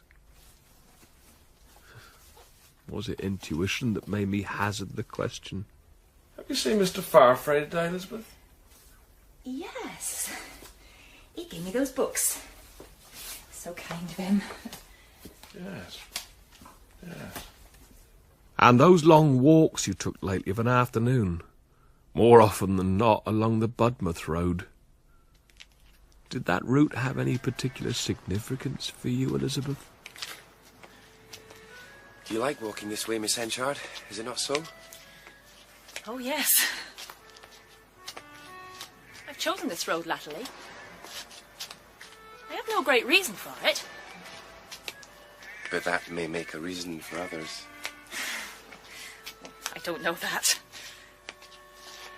My reason, however, such as it is that I wish to get a glimpse of the sea every day. Is it a secret why? Yes.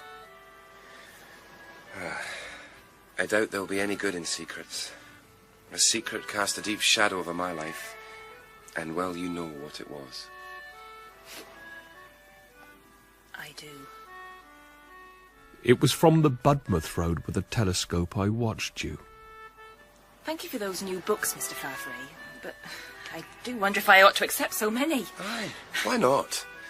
It gives me more pleasure to get them for you than you to have them.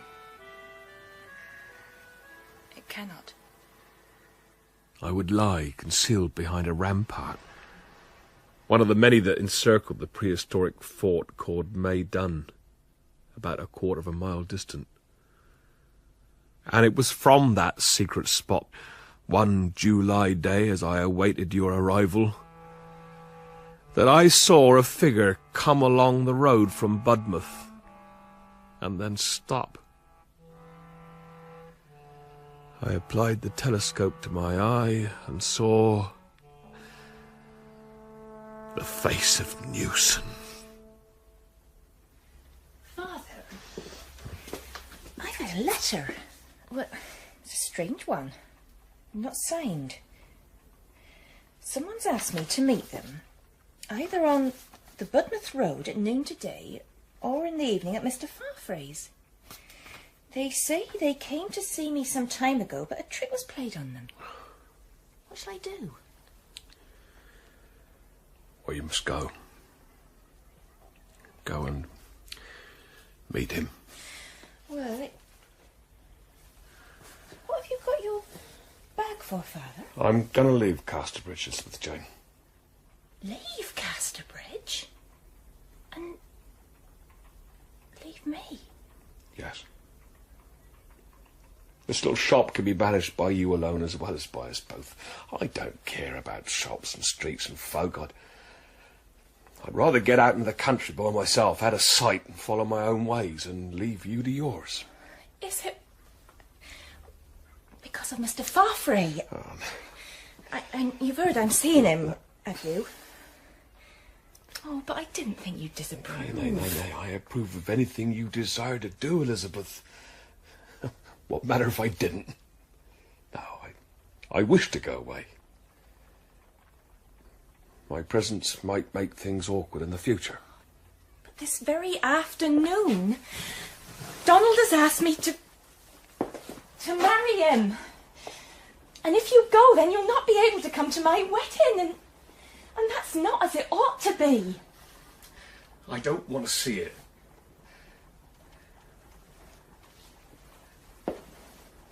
But think of me sometimes in your future life. You'll do that, Elizabeth? Think of me when you're living as the wife of the richest and the foremost man of the town. You don't let my sins, when you know them all, cause ye to quite forget that though I loved ye late, I loved ye well. And is he gone? Aye. And did you tell him about the message you received this morning? Donald, then it was something to do with you. No, not with me, but come, there's someone in the house who wants to meet with you. He's in here, waiting for you.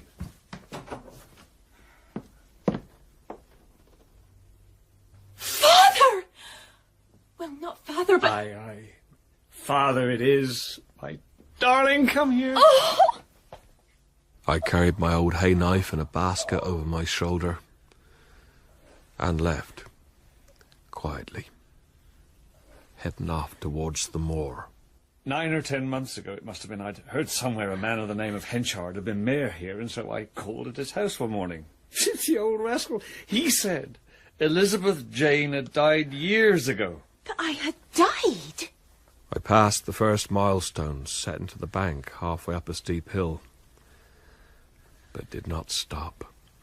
It never crossed my mind that the man was selling me a packet, and do you know, I was that upset that I went back to the coach that had brought me and took passage onward without lying in the town half an hour. It was a good joke and well carried out, and I give the man credit for it. A joke? Oh, no. Then he kept you from me, Father. All those months. When you might have been here. You ought not to have done that. I said I would never forget him. But, oh, I think I ought to forget him now. But at last I paused and looked back at the town lying below, surrounded by the trees. If I'd only got her with me. If I only... I could bear anything. He lied to you and wronged you. And after weaning me from you these 5 years by saying he was my father, he lied not only to me, but to you, my true father. It's all over and past. Now, about these wedding arrangements. Where's it to be? When's it to be? And still I think of no one but thee. And though it's been 3 months now and autumn is in the wind, I'm still not so very far from thee, Elizabeth. Like the moon round the sun I've travelled, and Casterbridge and thee are at my centre. I carry with me some things of yours, Elizabeth. Have you missed them? I got a handkerchief and a bit of paper with your handwriting on, and a pair of mauve gloves. And 2 days ago, I heard news of you, I did. I was cutting hay in a field hard by the Western Highway, for I'd found work, on a farm not 50 miles from you, when I heard mention of... From Casterbridge, I'll carry on up towards London. Aye! And I ran to the gate before he moved on. Here, did you say Casterbridge, friend? Yes, I've come from there, Maester. Anything moving in the old place, may I ask? All same as usual. I've heard Mr. Farfrae, the mayor, he's thinking of getting married. Is it true? Oh, no, wait. I carried some packages there at the beginning of the week. Aye, and they surely mentioned a wedding. Next Martin's Day, that was it. I was sure it was thy wedding, Elizabeth, in 1 week's time. And had you not said, oh, I remember it well. You won't be able to come to my wedding. And that's not as it ought to be. Aye, you did. And what drove me from you but myself only? What if Newson didn't meet you? Perhaps I've assumed too much, Elizabeth. Or if he did, perhaps Perhaps he wasn't welcome to you. Or he didn't stay. Perhaps I had no need to leave. I started on foot towards Casterbridge 2 days before St. Martin's. There were 2 towns to pass through on the way, Melchester and Shottsford, and I stopped at the second to rest and put my mind to what present you would like. So much I could choose, Elizabeth, but for the miserable sum in my pocket.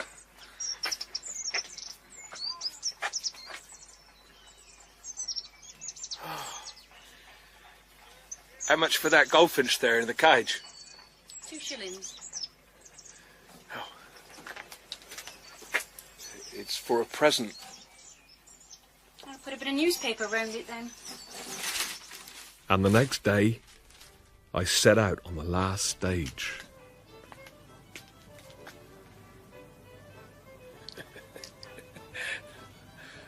Then all's gone well, my Elizabeth.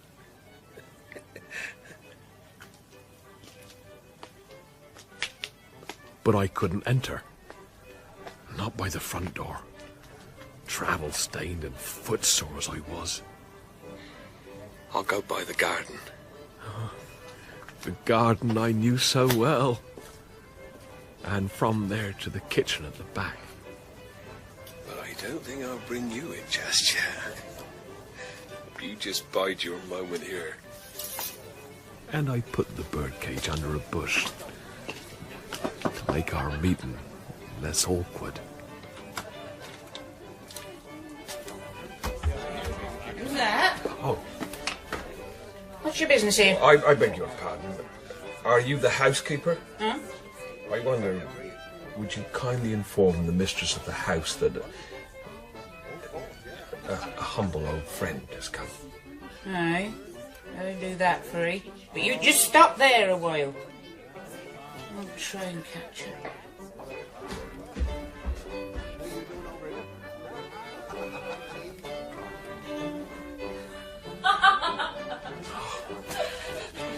Elizabeth, a vision in pure white.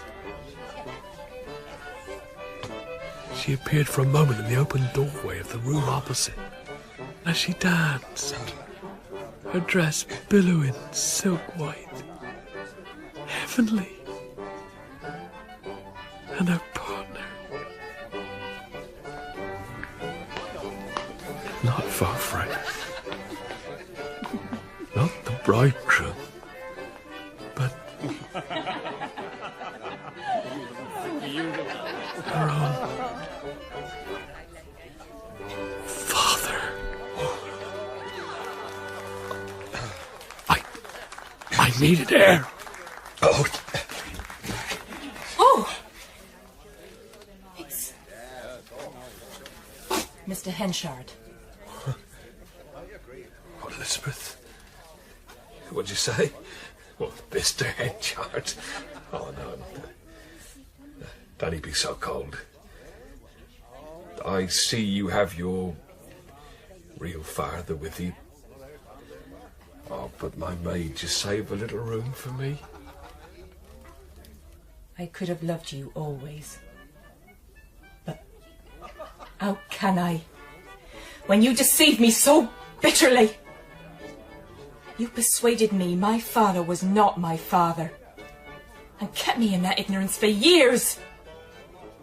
And then when he, my warm-hearted real father, came, you sent him away with a cruel story that I was dead.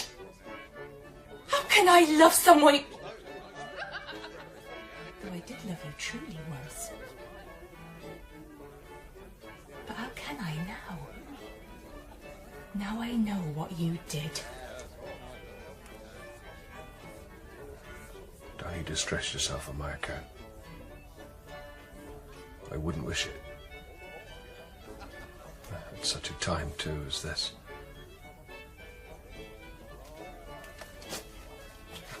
I've done wrong in coming to you, I can see that now. But it's only for once. So forgive it. I'll never trouble you again, Elizabeth Jane. No. Not to my dying day. Good night.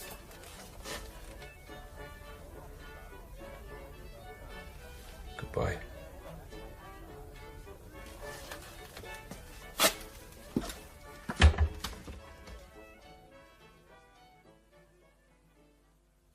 We found him. Poor creature, in the garden. Cage had been left neath a currant bush by the gate. Must have been there since your wedding night, ma'am. Oh, he starved to death. Poor little songster. No one knew. Where he's gone. And I feel, Donald, I was less than kind to him, and I want to find him and make my peace with him. Will you help me? Aye, Mr. Farfrae. I see him walking along the Melchester Road. About 12 o'clock at night it was. Aye. He passed by. Walked up the lane yonder towards Weatherbury. It skirts the heath. Egdon Heath. There. Do you see? On the horizon. There. There's someone walking. It's Abel. Abel Whittle. What? So far from Casterbridge? He's disappeared. Behind that pile of rocks. That's an old cottage, if I'm not mistaken. But it's in ruins. Oh, he's not living there. Go on.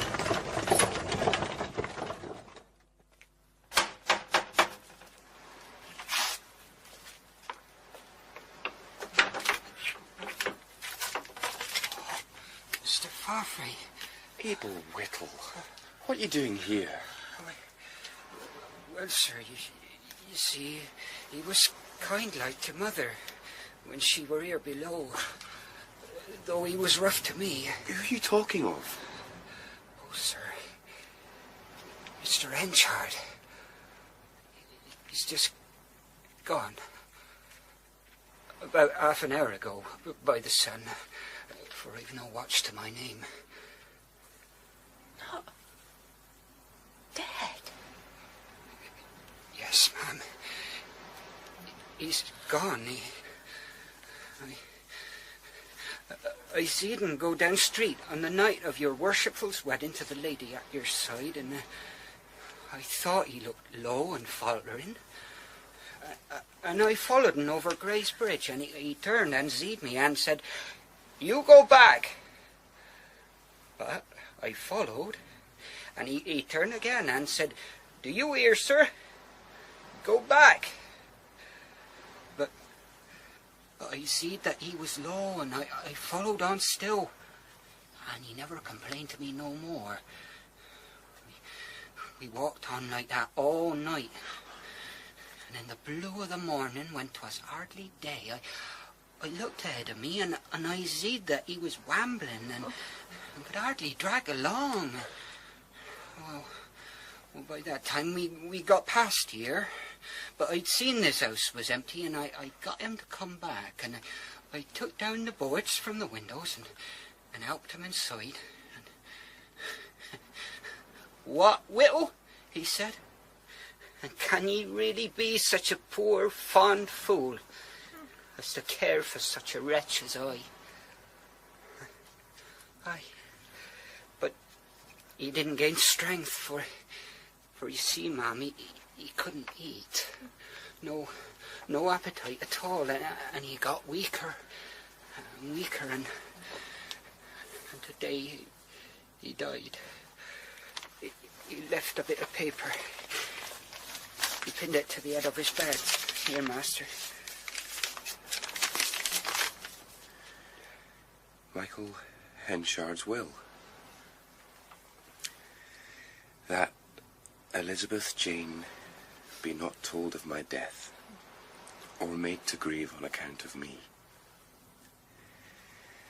That I be not buried in consecrated ground, and that no sexton be asked to toll the bell. And that nobody is wished to see my dead body. and that no mourners walk behind me at my funeral, and that no flowers be planted on my grave, and that no man remember me. To this I put my name.